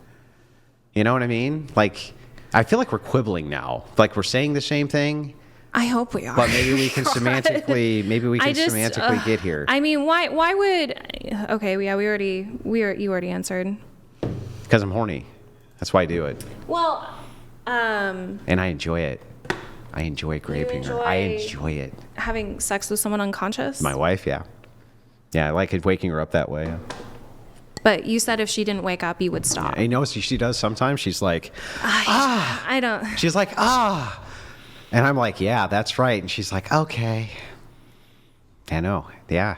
She's like she can't believe this is happening. I've really shocked her. And then she just she's okay with it. Is that wild? Am I graping her? I think without having some form of like express consent, then yeah. Yeah. Damn, I do this all the time. Like constantly. I really do. Constantly? Yeah, it happens all the time. Constantly is crazy. Yeah. Like anytime I wake up with a boner, if she's not awake, she's definitely getting woke up that way. Well, why? I'm curious. Why don't you just wake her up? I am waking her up with my penis. I'm asking before. I'm asking what is the purpose of waking her up with your penis rather than just like jolting her? Because I think it's hilarious and it feels great. You get the same outcome whether you wake her up. If you wake her up, It's like a big surprise for her, you know? Surprise! a surprise if it's wanted. I just assume it's wanted. So you just assume consent. From my wife? Yes, absolutely. And by the way, I'm just going to tell you, right? I completely stand behind this. This is not trolling. I don't think you are trolling. I'm never. I would never suggest 100% that you are stand trolling. behind this, and I think it's not a big deal at all. Okay. Like, not even a little bit. And I actually haven't heard you demonstrate, because you said it's not harmful to her and it's not harmful to you. I actually haven't heard you demonstrate why this is even bad. You just kind of just think so. I mean, sure. I definitely think it's really icky that someone wants to have sex with someone who's unconscious. Is it immoral? Like, I think would you have sex with her if she were in a coma? No. So what? What is the delineation here? Well, I just would get the ick. Ugh. I'm just no. I'd be like, eh. No, really. Like from your. What if she has asthma? She does have asma. Oh, okay. Yeah. Yeah, just checking. Sorry. What does that? Sorry, Have to, sorry. what does that have to do with That it? could like stun her into like a, you know, like she Sorry. can't breathe. Yeah, I don't know. Rachel has asthma right now, yeah? Mm-hmm. Yeah. Never mind. I'm sorry. What is? Am I missing something? What does asthma have to do? But with here's the anything? thing. I will say this. Okay. I'm actually okay with my wife, like, having sex with me if I was in a coma. I'd be fine with that. That's crazy. Why? What's crazy about it? Why should she deprive herself because I'm in a coma? I think when we're talking about like sexual experience, consent is definitely the foundation in terms of you're not only considering your experience, but you're also considering your partner's. No, I'm just considering mine. Like, I just want to have a good time. So I wake her up with my penis. Yeah, I think it's very harmful to not consider your partner's experience when engaging in intercourse, because it is a mutual experience. Why does you think she does that to me then? Do you Does think she what? just doesn't respect me very much that she would wake me up like that? Like, I just wake up and she's literally writing me. Don't you think that's horrible? for her What to if do? she like you woke up with her like using her teeth? What do you mean? Oh, Scott. What do you mean?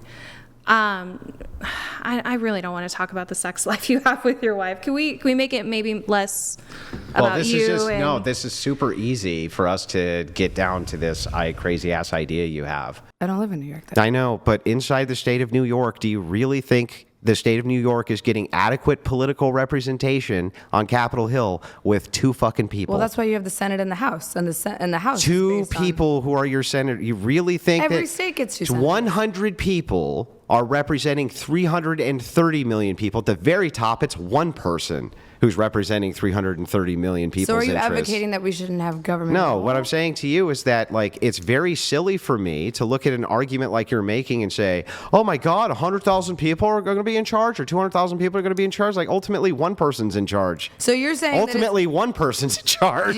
but there's still checks and balances. That one person isn't a king. There They don't still have would be checks and tyrannical balances with monopoly over limited all voting. Power in the guard. There's still checks and balances with limited voting. Yeah, but we still do not get to decide who is in our legislature. As as a voting body, we do not get to decide who is You in would the still legislature. have people from within your various communities who would be voters, and they would decide who it is that went to represent you on Capitol Hill. That sounds very expensive and very pointless, if I'm being honest. How is that expensive? Okay, fine. Because you have Then to if pay wanna- for all their Then if you housing. want to do that, there's another way you could do this too. If you didn't want to do like the civil service way, you could do one vote per household. That would limit the voting significantly. Hang on. Okay. And it would be not expensive at all. But Okay. there's even another way that you can do it on top of that. Alrighty.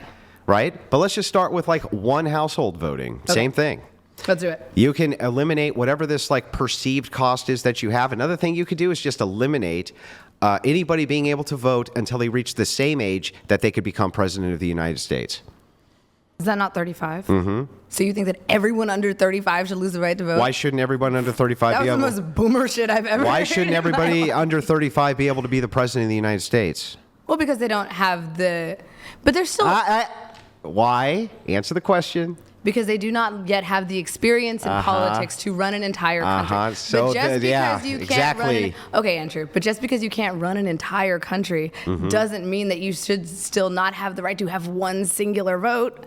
It's one vote. What are you talking about? Yes, you can't be the president, but you are still susceptible to the laws. You can have a kid at 35. You can have a house at 35. So, Like, what does that have to do with anything? But you can't be president. below Can't be 35, president. Yeah. legislatively, Yeah. below 35, Yeah. from 18 to 34, all of these people are impacted at the same level. No, they're not all impacted at the same level. In fact, I would say. Can they I all would go to say- jail for committing a crime? Yes, I would say the Then opposite. yes, they're I would impacted say as like well. people between the ages of 18 and like 25 are mostly living at home, right? And their parents are the ones who are mostly impacted by legislation, not them. And That their sounds like a parents skill issue. and their parents should actually probably have more say than them. Their parents actually have more autonomy than they do because they're dependents on them, right? Completely dependent upon them. It's like, if I look at the trends, it seems to me like if you eliminated from 18 to 25 or from 25 to 35, if the founders didn't think you should be president of the United States till you were 35, I don't think they wanted you to vote either. And you know what? That's why it was never law. Voting Andrew, rights this is are some affirmed. This is some old shit. That's not an dog. argument. This That's is not an giving- argument. Well, I mean, the reason why Give me you're the saying this is argument. because you're young, you're old. Like, you are not applicable to this law. What did that have to do with anything? You're trying to govern a group of people that you are not a member of. So? That's the issue. So what? Everyone should be representative government. So how old do you think the average person who's in Congress is? Hella old, and, And we they're hate that. representing all of you. What do And you I mean? hate that. So you think that like 19-year-olds are going to be better governing than 60-year-olds? No, but I don't think an 80-year-old would be a representative government. Yeah, I'm but glad Mitch McConnell's 80-year-olds are stepping down. Too dying in their old. depends. They're not governing. What do you mean? Yes, they are. No, they're Sleepy not. Joe. Sleepy Joe, who is in his 80s, now has cancer, and he's not president because he went off the deep end. I know. You're and Trump is in his 70s, and Mitch McConnell is in his 80s. Listen, All of these people your are hella presidents, old. your presidents and congressmen are running like between the late 40s to 50s to 60s. You don't really think that replacing them with 20-year-olds is a good idea, do you? I don't think we should replace them with 20-year-olds, but Why I'd not? settle for Why a not? Wait, smooth why 40. not? Why not? Well, they'd have to be elected first. Yeah, no? I know, but even if they were, don't you think that would still probably not be the worst, that wouldn't be a good idea? If they were elected through a democratic representative democracy. Don't you think they would do a I would worse not have a job, problem though, with that. than 40, 50, 60-year-olds would? But we don't know who it is. You can't just say universally, I think a 20-year-old would be worse if they are Lord. elected democratically. Well, why do you think our founders thought that 35 years old was the minimum? I think the founders thought 35 should be the minimum because you need experience in government to be the head of the government. No which I agree experience in with. government is even required to become the president of the United States. 0. Sure. So why this age of 35? Well, because you have to have lived in this country for long enough to understand it on a basic level. Because they also thought you just didn't have the requisite experience probably in life to govern at all. That's fair. To govern the entire country, I would say that To govern someone under- anybody? No. Yeah. Really? Yeah. Really? I think so. Well, then why I mean, can't why is it that they didn't let people vote? Why do you think they didn't want people to vote? I mean, dude, they were kind of fucked up. I mean, do you really want to base all of your beliefs on the founding fathers? They owned slaves. So? So The whole world owned slaves. just because a lot of people do something doesn't mean it's right. Yeah, we were some of the first to take people out of slavery, especially the West. Pretty sure that was England. France did it second. The West, then? That's That's the West, England.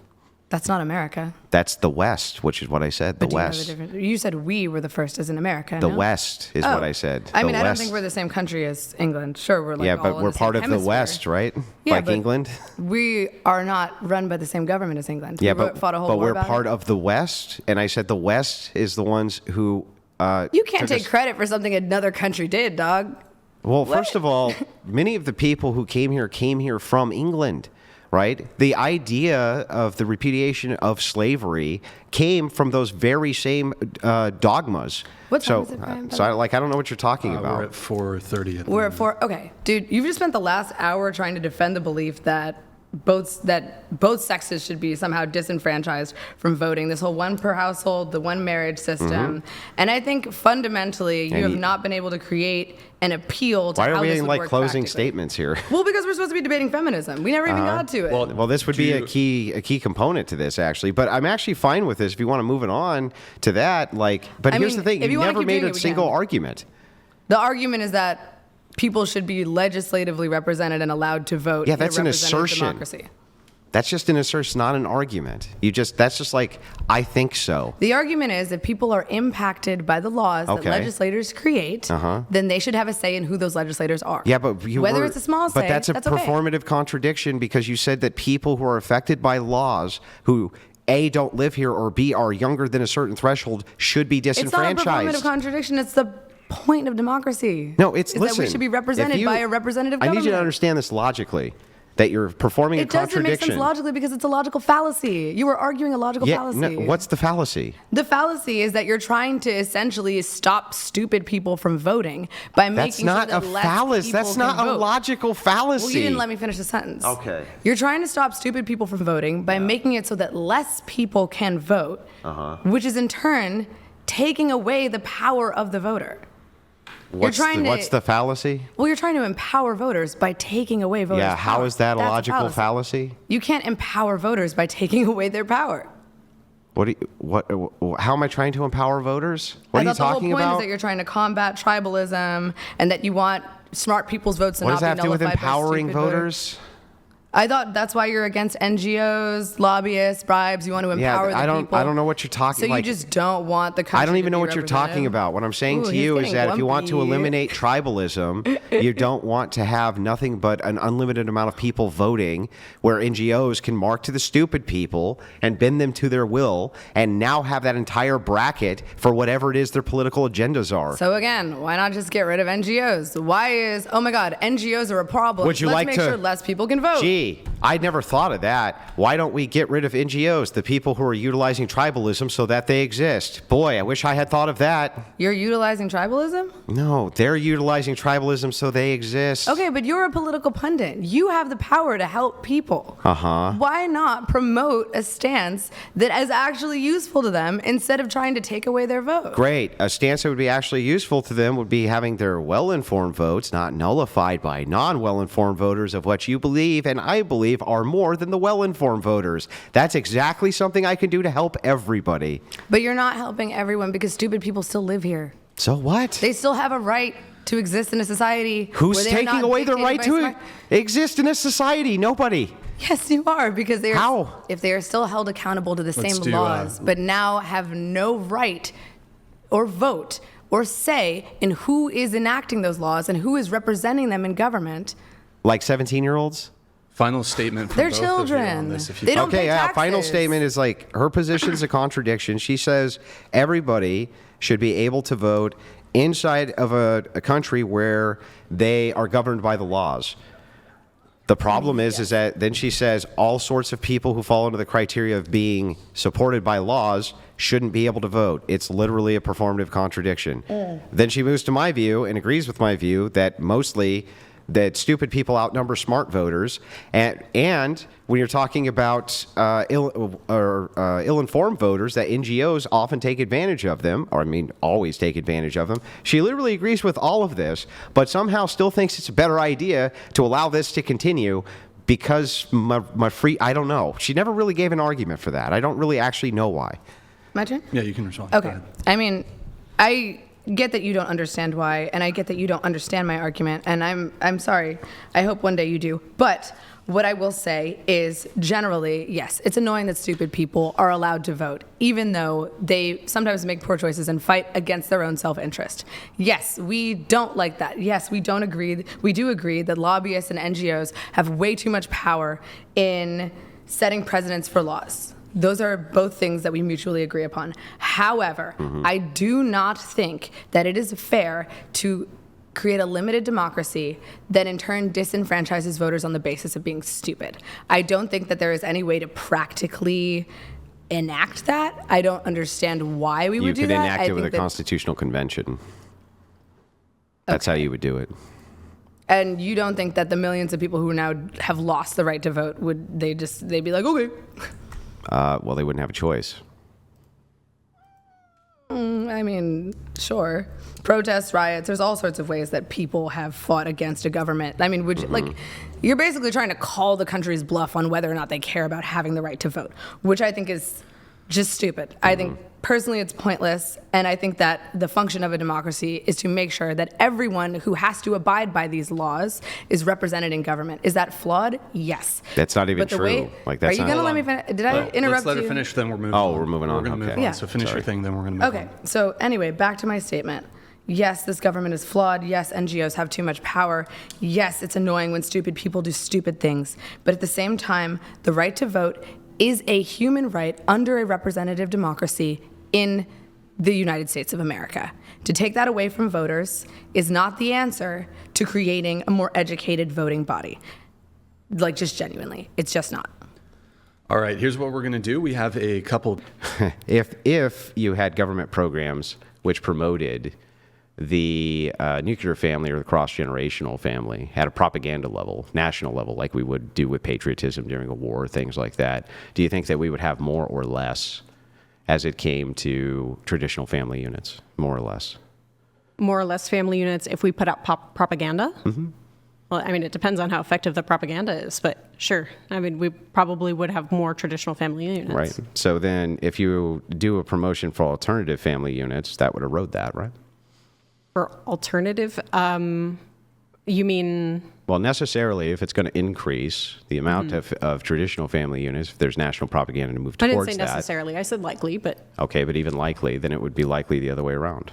If sure, you- it would be likely the other way around that if we put out propaganda for something that people would latch onto it, as people do. Sure. And do you agree with me that alternative family units is the propaganda which is now produced mostly out of leftist institutions, out of feminist institutions, and out of feminist propositions to government? Well, remember, we're talking about my version of feminism, not Your version. You know, Your right. version does that, right? Have I given you much of I don't think I've told you think- much about my version of feminism. Yeah, I think you have. That's- your movement. So you just got done saying that you would propagate or you would support the government itself pushing propaganda for alternative family units, right? Wait, that's not. No, I didn't say that. I You mean, wouldn't? we can watch this back, but what do you mean by that? Like at the national level, the government doing things like putting LGBTQ flags all over the White House, maybe putting the White House in an LGBTQ flag, perhaps having NGOs, non-government organizations, which are left-wing think tanks, working hand-in-hand with government to push alternative family units, which are staunchly feminist and psychological institutions, things like that. Okay, so I mean, we could bring up psychology, but I'm not sure what that had to do with that. But look, so we can say, you know, these are fine. These things are maybe working towards normalizing those types of family units. Calling them propaganda seems like a loaded way to say that, and that's fine. If you want to use loaded terms like that, you can. That's Well, we whatever. can unload it. I agree with you. Propaganda has a negative connotation. I just don't know a Right. better way to say it that people understand. So you think that the normalization or the attempt to, you know, normalize something is necessarily propaganda, or you think that there's a difference there? No, I just said I think propaganda has a negative connotation, like Right. definitionally a negative connotation. But when I say the word propaganda, I think most people understand what I mean by that word, meaning there's a national campaign towards X. A national okay, I mean, if all you're saying by a national campaign towards X is that people want people to be accepted as being gay, or people want to be seen as normal for having a gay family where they have, two parents of the same sex and children that live in that household. If that's what you mean, then sure, I'm fine with the United States doing things like putting flags on their building, but not for that purpose. The reason that I'm fine with that, something like putting a pride flag up during Pride Month, is because that's a representation of civil rights. Actually, I spoke, by the way, a little plug for my YouTube channel.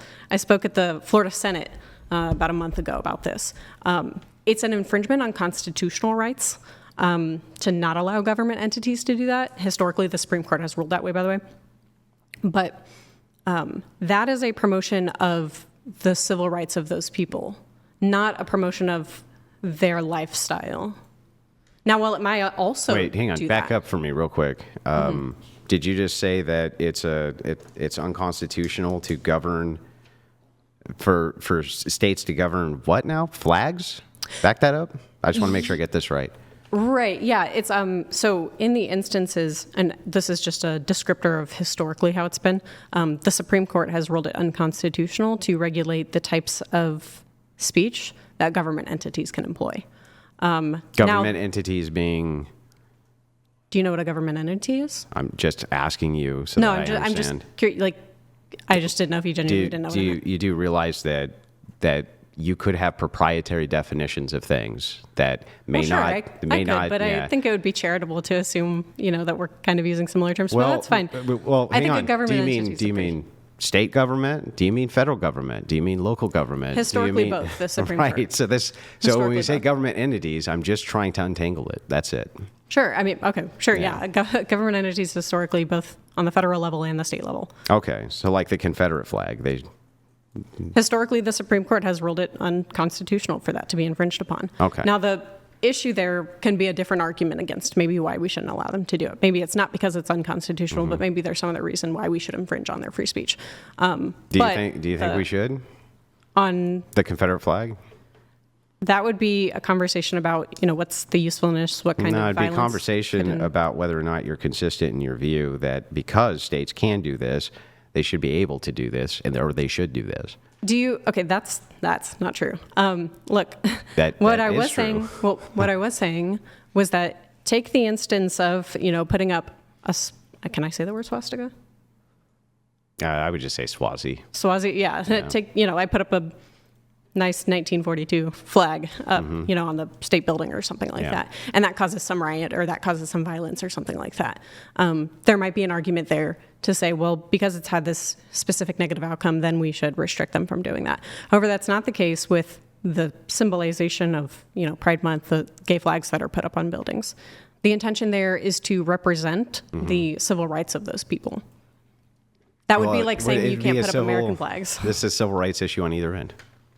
Do you think that the Civil War was a civil rights issue? No, it's a civil rights issue on either end for the flag itself.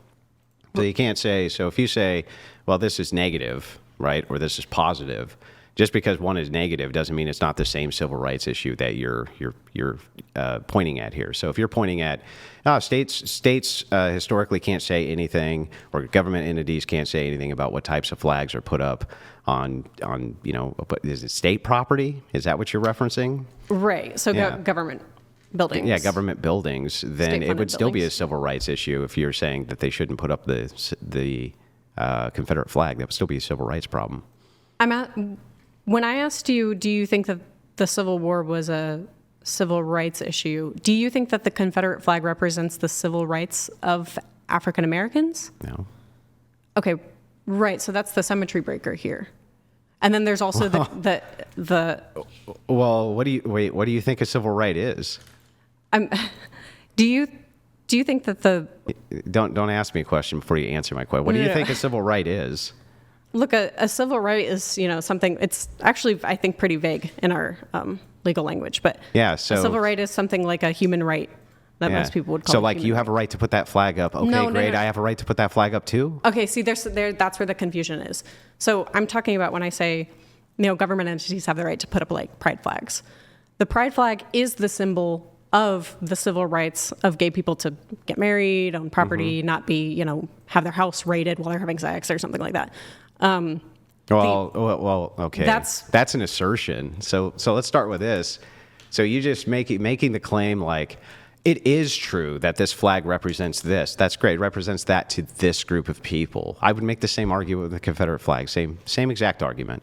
That's great that it represents a negative thing towards this group of people, but it represents a positive thing towards this group of people. It would be the same thing with the LGBTQ flag. It'd be the same argument both ways. No, look, the problem here is that the condition that I gave for, it being fine for them to use this form of free speech is the fact that it represents the civil right of that group of people. But the Confederate flag, doesn't represent the civil rights of who? It would represent the civil rights of any people who wanted to see consistency so that they can have their flag up if they so chose. That would still be a civil right. That isn't, maybe there's some vagueness on the civil rights thing, but I don't think that you think that, putting a flag up wherever you want on whatever property you want is a civil right. You don't believe that, right? I think that if you were going to be consistent with your view, you would need to believe that. That's not, okay, this isn't answering my question. You don't think that it is a civil right to display I think it's a civil right if you put up a gay flag on government buildings. Well, I'm trying to answer the question because you said I wasn't answering it. If you put it up on a government, have to re-ask it for you to if you answer put it. it up on a government, you didn't ask me a question. I was in the middle of asking you the question. You said I'm not clarifying. getting the answer, so I was just giving you the answer. So look, the question was, do you think that it's a civil right to see your flag equally displayed? Because that was what you started to say. No, I think that it would be equally consistent to say if you can have an LGBTQ flag flying on some state building and that's constitutional, then you'd have to say the same thing about a Confederate flag. That the argument was from the fact that that flag represented the civil rights of that group. That's nice. What I'm telling you is that that's an assertion. Demonstrate the assertion. That's an assertion based off of the Supreme Court historically ruling it that way. That's what I'm talking about. I'm not making I can make a moral claim, and we can talk about why people shouldn't, because I think, there might be violence ensued by one versus the other, et cetera. But okay, so why should you be able to have the gay flag up but not the Confederate flag? Because I think that one represents the civil rights of a group, whereas the other one doesn't. One is more likely to incite violence. I don't think that the pride flag being up is more likely to incite violence. Heritage is part of civil rights? I think that do I think heritage is part of civil rights? Yeah. When you're talking about the historical use of the LGBTQ flag, for instance, this is going to have some type of historical meaning to the people in which that flag represents, right? Right. Okay. Isn't the Confederate flag going to have the exact same thing? It's going to have some kind of historical meaning when it comes to family lineage for people who live in the South, for people who they had ancestors who fought in this war, et cetera, et cetera, et cetera. It's going to be part of their heritage and history. So don't you think that would have specific meaning to them as well? Right, but there might, like I said, be overriding considerations. Like if hanging that flag caused violence or something like that. Obviously, you would say, okay, if we started hanging up Confederate flags and then more violence ensued against African Americans, you would say we probably shouldn't hang it, right? So then by that metric, are you saying that if LGBTQ flags incited violence in people who were not LGBTQ, we should not hang LGBTQ flags? Incited violence because of the flag itself? It would have to be a large amount. That would be the same thing. It would have to be a large amount of violence. Yeah, so basically what you're saying then, just to make sure I got your view right, what you're actually saying here is as long as people who don't like the LGBTQ flag being up go ahead and commit a bunch of violence, they should probably take the LGBTQ flag down. There would be multiple solutions to that, but that could be one of them. Yeah, if there was, let's say that was the only way to get people to stop being violent, that might be an alternative. Now, that's saying that that's necessary to do to stop the violence. Now, if there's other things where we can preserve, the protection of the displaying of it for civil rights purposes, for the representation of civil rights, and at the same time lower the violence in some other way, then yeah, we should do that alternative. Do you think that's controversial? No, but now you're just switching the position, because initially what you said was, this flag, if it's causing violence because it offends them so much that they can't help but become violent at the very look of it, or whatever it is, whatever it is that makes them respond negatively and commit violence because of this flag. All that would actually be doing is incentivizing people who are oppositional to the LGBTQ flag to commit violence, because then you would want to take that flag down, right? Well, for one, I would say, listen, I would hold the same standard. Let's go back to this, because I would hold the same standard if we had a rule where we said, okay, we can display the Confederate flag and we can display the pride flags, whatever. If there started to be violence committed on one end because of the Confederate flag, I would say like, okay, well, before we move to, taking the flag down, we should move to stopping the violence to whatever metric we can. Now, there might be other reasons why I think like maybe we shouldn't display a Confederate flag. I think the Confederate flag in and of itself represents the negative part of the history that shouldn't be displayed as if we're proud of it. I think it represents slavery. You don't think it does? No, it doesn't represent slavery. It represents the heritage of people who had family members who died in the war on behalf of their beliefs. And their beliefs were? Well, the beliefs were to their state. It was being loyal to their state. Most Confederate soldiers didn't have any views on slavery, really, one way or the other. This was the higher-ups who had views like this. So the average soldier, in fact, there's one famous case of them saying, why is it that you're fighting in this war? You're so poor, you can't own a slave. And the response was, because y'all are here. So what that means is that as the North was invading the South, there was a lot of incentive for people to go and fight against it. They called it the War of Northern Aggression. And many of them had cause. They got their houses burned down, things like this during northern marches to assist in combat in that war. And yeah, I'm sure that people are very proud of the heritage that they come from in the South, from people fighting for the core beliefs and on behalf of their families, even if you don't like the cause itself. The cause itself is still very much baked into the American history, just like for instance, I couldn't ban the LGBTQ flag because of HIV, right? I couldn't be like, well, that's a stain on our history, the fact that there was a bunch of gay sex parties and they were giving it to each other. I couldn't do that, right? I don't think that you can make a good, honest argument as to why it is that people couldn't be proud of the heritage of their family fighting in the Civil War. Look, the flag is a symbol of the leaders of that war, right? No, it's not. The people, you just admitted this, the people who respond in that way, oh, well, we're fighting because you guys are here, they're there because they're there. They live there, they're trying to protect their homes and properties. That's perfectly fine. The problem is the people who were starting those wars were the ones who were using those flags. That's like saying like, well, so-and-so wasn't a Nazi and, well, I don't know if I can say that word, fuck. So-and-so wasn't a, Schnazi in World War II. They just had families that were, Schnazi members. Or maybe they were just fighting because they thought it was like a good thing. They were fighting the other powers that invaded. You wouldn't say certainly then that like they should allow Schnazi flags on government buildings, right? If the standard is that we're allowed to put up the flag of our choosing because it has some representation value that we see it as, like let's say the people saw the Schnazi flag as being something other than I heart Hitler, I wouldn't see a problem with that. No, of course not. Okay, so even though that it is linked to that, it is linked to support of Hitler and the LGBTQ flag is linked to HIV. Okay. That's how, just people see it. People see it as like, oh, wow, AIDS, right? They see the rainbow flag. I think a lot of people think AIDS.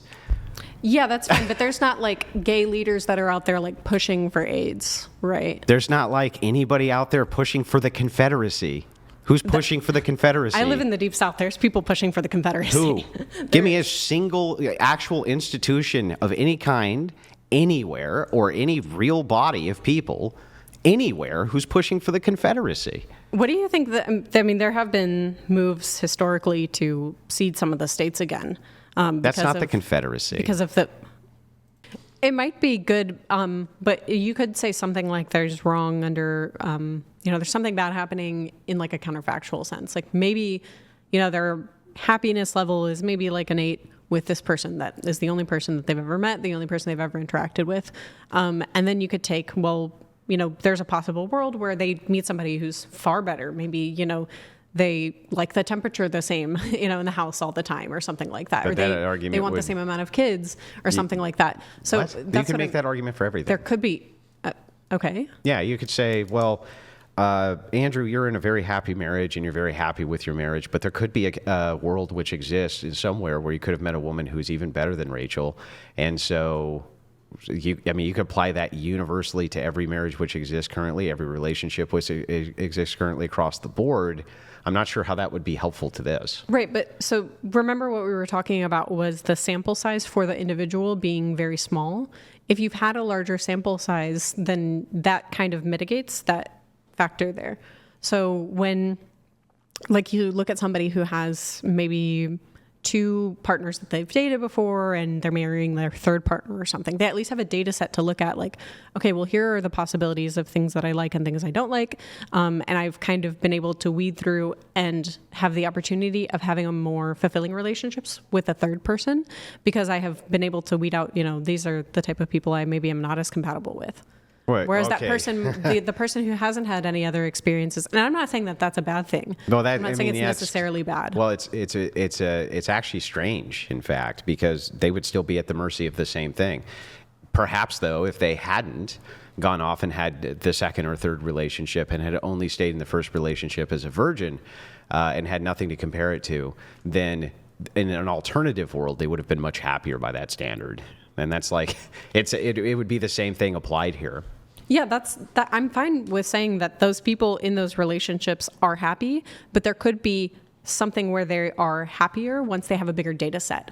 So it's obviously with more knowledge about the world, like you have the ability to pick and choose better, like you're more informed on the things that will make you happier, right? Well, I would agree that you gain more experience in the things that are happening around you, perhaps, but that doesn't necessarily mean that those are positive experiences or that you wish that you had known them.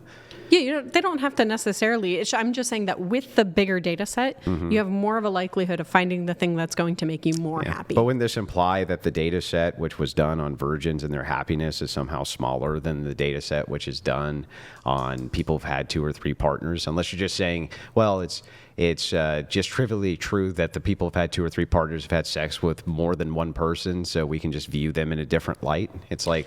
No, maybe just to clarify, I'm not talking about the data set. Do you mean the data set of people like surveyed?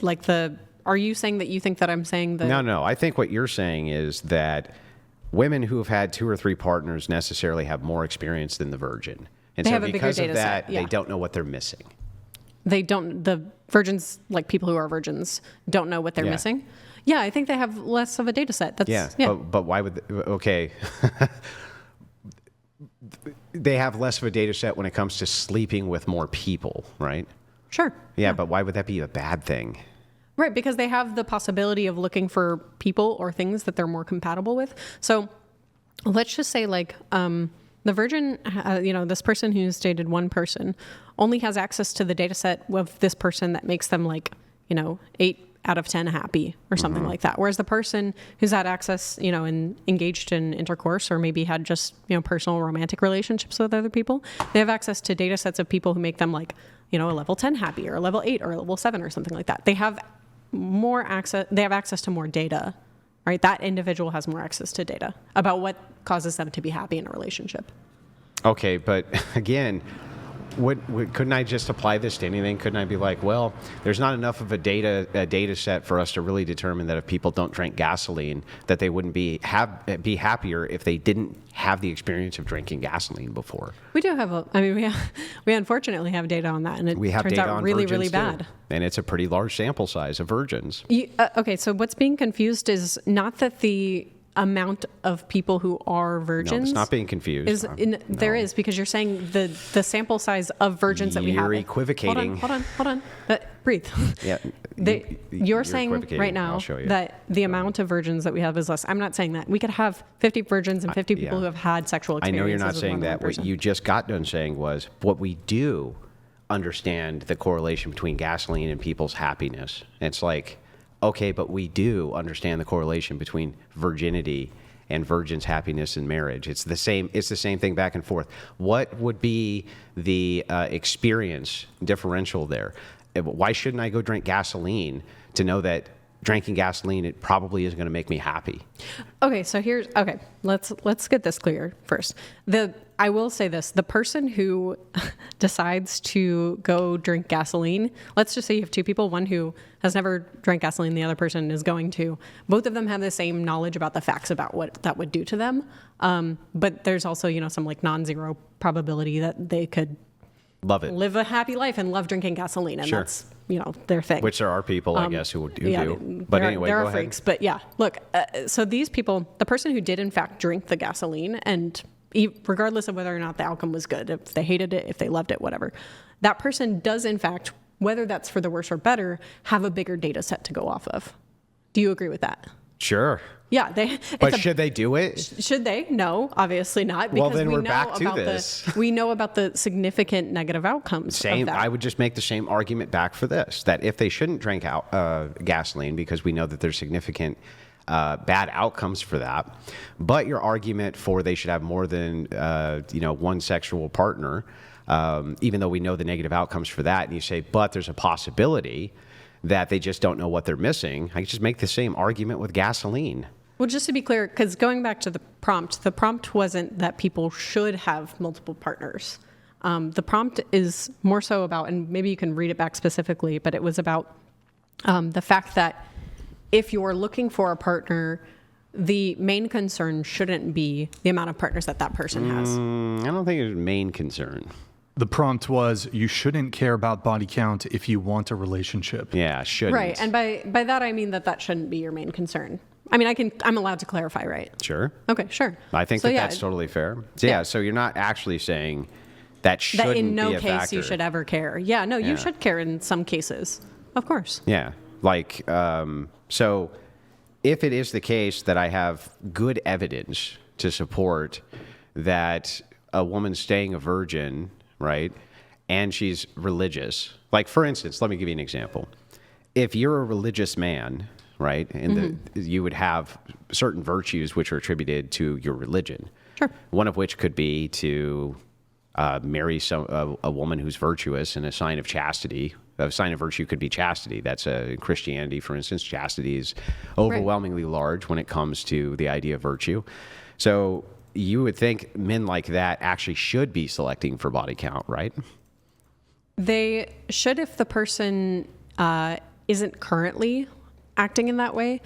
So the problem that you run into here is, like, obviously people who were prior atheists can be reformed. They can find Christianity, they can find God. Totally agree. And maybe they've had some, harlot past where they've gone out and they've slept with 50 men and done all these terrible things and extorted people and all sorts of things.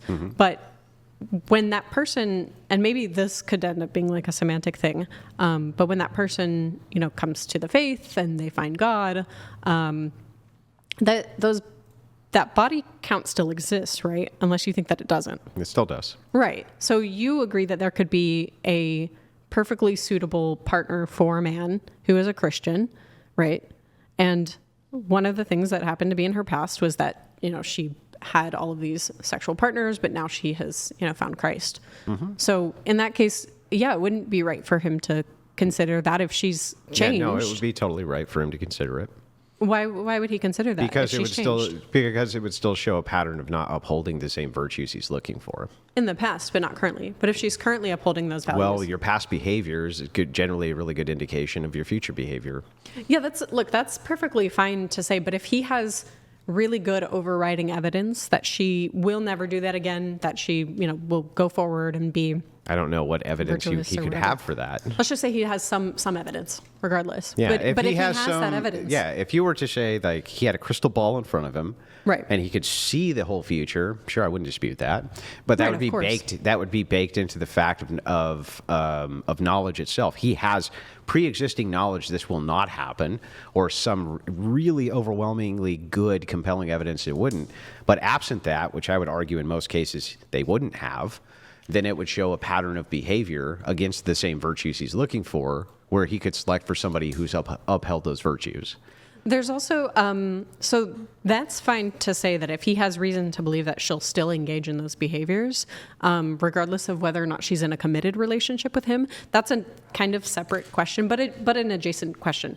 Because the question is she going to be promiscuous in this relationship?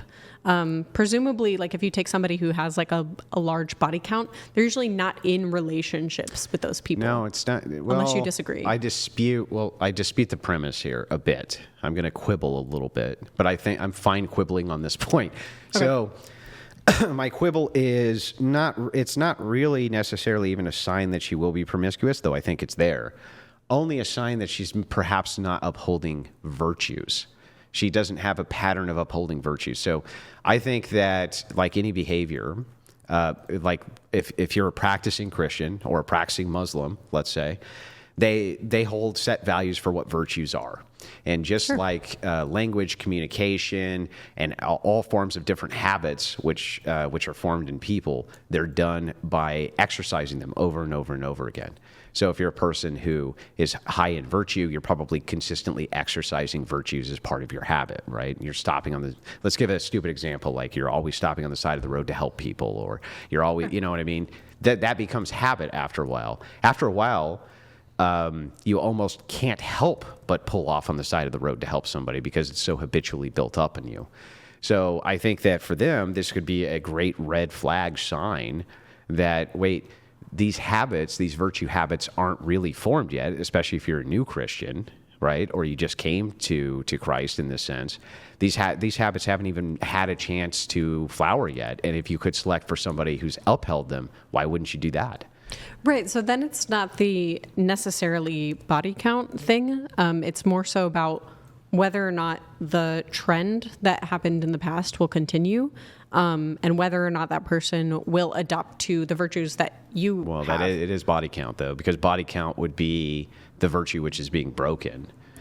Right, but they're breaking that when they're not a Catholic or not a Christian, right? So it's kind of like you're saying like, okay, well, I want to hold you to the standard of this religion where we have these specific virtues, but I'm going to hold your past self who's not involved in that religion to that standard. And that doesn't quite make sense. So there could be, and I think in most cases, probably, when you look at people who come to Catholicism or to the church in general, and they say, hey, I'm reformed, I want to get my life turned around, I want to stop drinking, I want to stop partying, whatever, XYZ, that you would find to be like vices.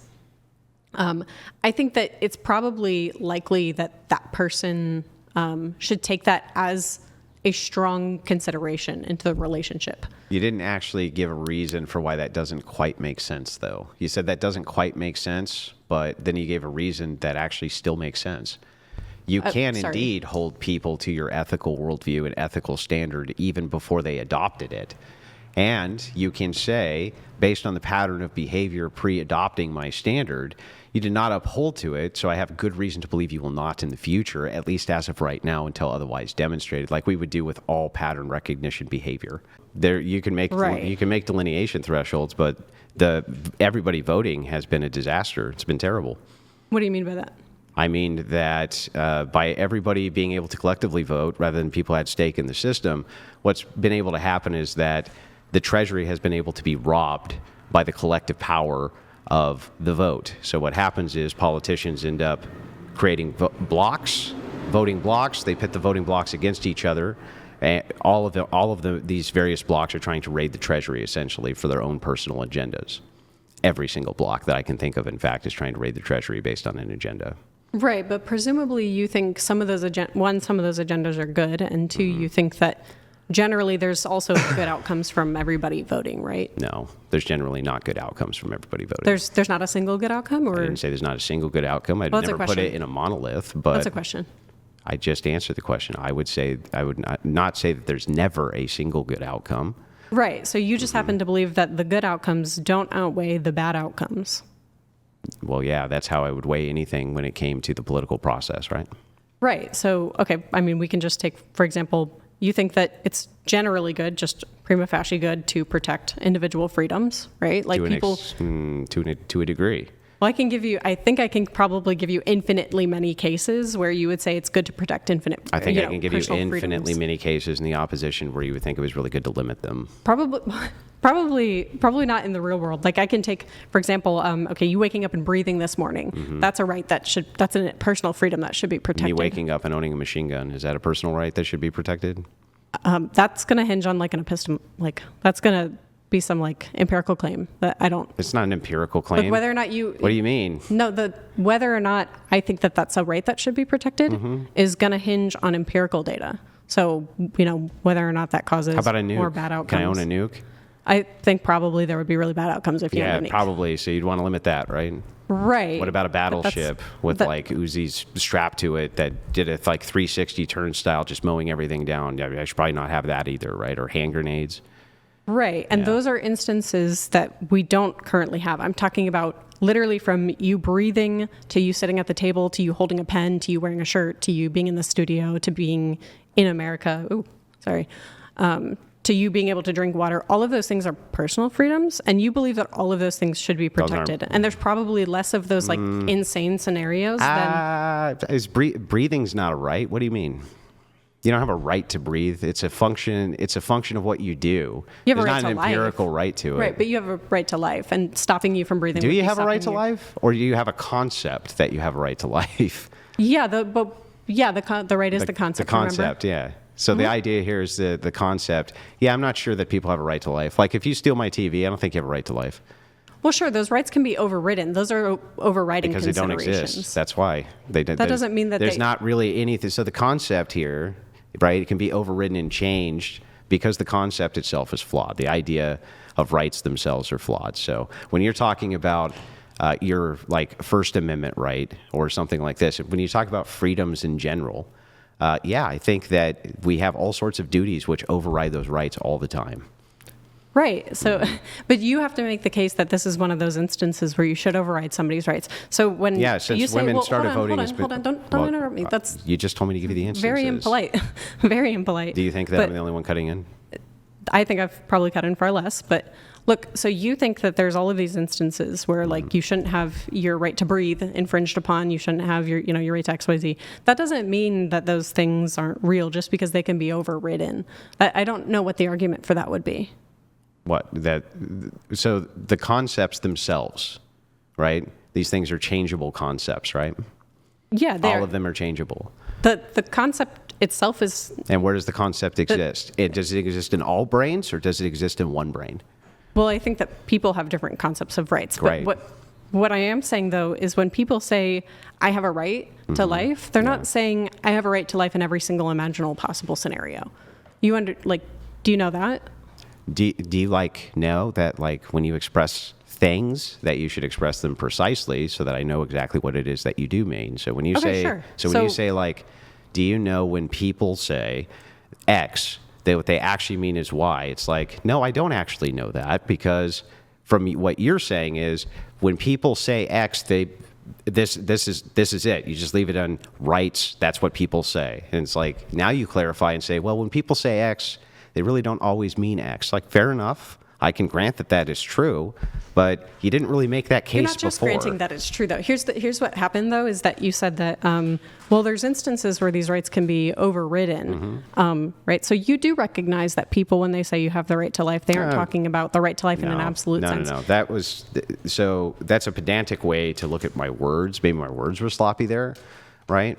It's just a way for me to categorize the words that you understand what I'm saying. So I can say override or something like this. If you want to pin me on it, I can use a different word. But the entire idea here, though, is that these are just concepts. Because they're just concepts, they're very changeable in the human experience as concepts. And they only exist in single brains. They don't exist in collective brains, right? They can't. Every single brain has to have some variation of this concept, right? Sure, but people have general, agreements on what a concept means. Sure. So they can approximate as close as they can. But when somebody says, like I said, they have the right to life or they have the right to breathe, I would think that you know that they're not saying, and also just to reframe this, because you said it's like, oh, well, when people are saying they're X, you're saying they actually mean Y. No, I'm saying they mean something like X asterisk, to the right-hand corner So or actually something Y. like that. That's not what I said. I think that's kind of it can't be dishonest. X and not X. So it has to be X actually means not X. Right, but it could be X with an additional clause that's understood to be true. Like when you have conversations, there are things that you understand with people. Like there's social cues. I think people typically understand. I agree. Rights aren't I'm just absolute. making sure that if there's a meaningful distinction, we untangle the meaningful distinction. If there's not, we don't. Sure. Okay. So when people talk about rights, because I guess we'll just get 100% clear on this now. When people talk about rights, they're typically not talking about some absolute, ability to do anything, some entitlement to do anything no matter what. Okay, I agree. Sure. So But I never thought that was in dispute. What was in dispute is the concepts themselves, right? So the idea is, well, I have a right to do X, and then somebody comes along and says, no, you don't, and puts a bullet in your head, right? Did he have the right or did you have the right? did the person who put the bullet into somebody's head have a right to do that? Yeah, Not per the person who they did it to. right, exactly. So then these are just concepts. They're individual. They're mind-dependent concepts for individual minds themselves. They're not even collectivized. Well, there So- can be rights that we like agree upon. Sure, you Certainly can think that's agree. You can agree to them, right? But you can't really say that when somebody else comes along and says, "But I have a right to violate your rights," that they don't have a right to do that. That's the problem with them, right? Under your like frame of rights, they don't have that. Per your standard, they don't have that right. Yeah, but per their standard, they do. Yeah, that's just trivially true. If you're Yes, just and saying like a right, trivial and trivial truths are true because they're true. So the thing is like, yes, it's trivially true, just meaning it's true that if a person says, "Well, I have the right to kill you," and you say you don't have the right to kill me, right? Mm-hmm. I just want to know who actually here has the right to do what. actually has the right? Yeah. What do you mean by that? Who here actually has the right to do something? Who here actually can actualize this right? Okay, the question is who has the ability to do what they want to do? Mm-hmm. Well, obviously the person with the gun. Do you think So that then, that's in dispute? what right did that other person actually have? Well, the person, okay, maybe we should get clear on what you mean by a right. What do you mean by right? I've already told you like 50 times. It's entitlement absent of duty. Yeah, so, okay, they have the right, and these rights are, like I believe that I have an entitlement, to my life. Believe. Right. Yeah. So if they believe that, to them, they had the right. To the other person, they did not have the right. Right. So in this case, really what it boils down to is your rights are just force, right?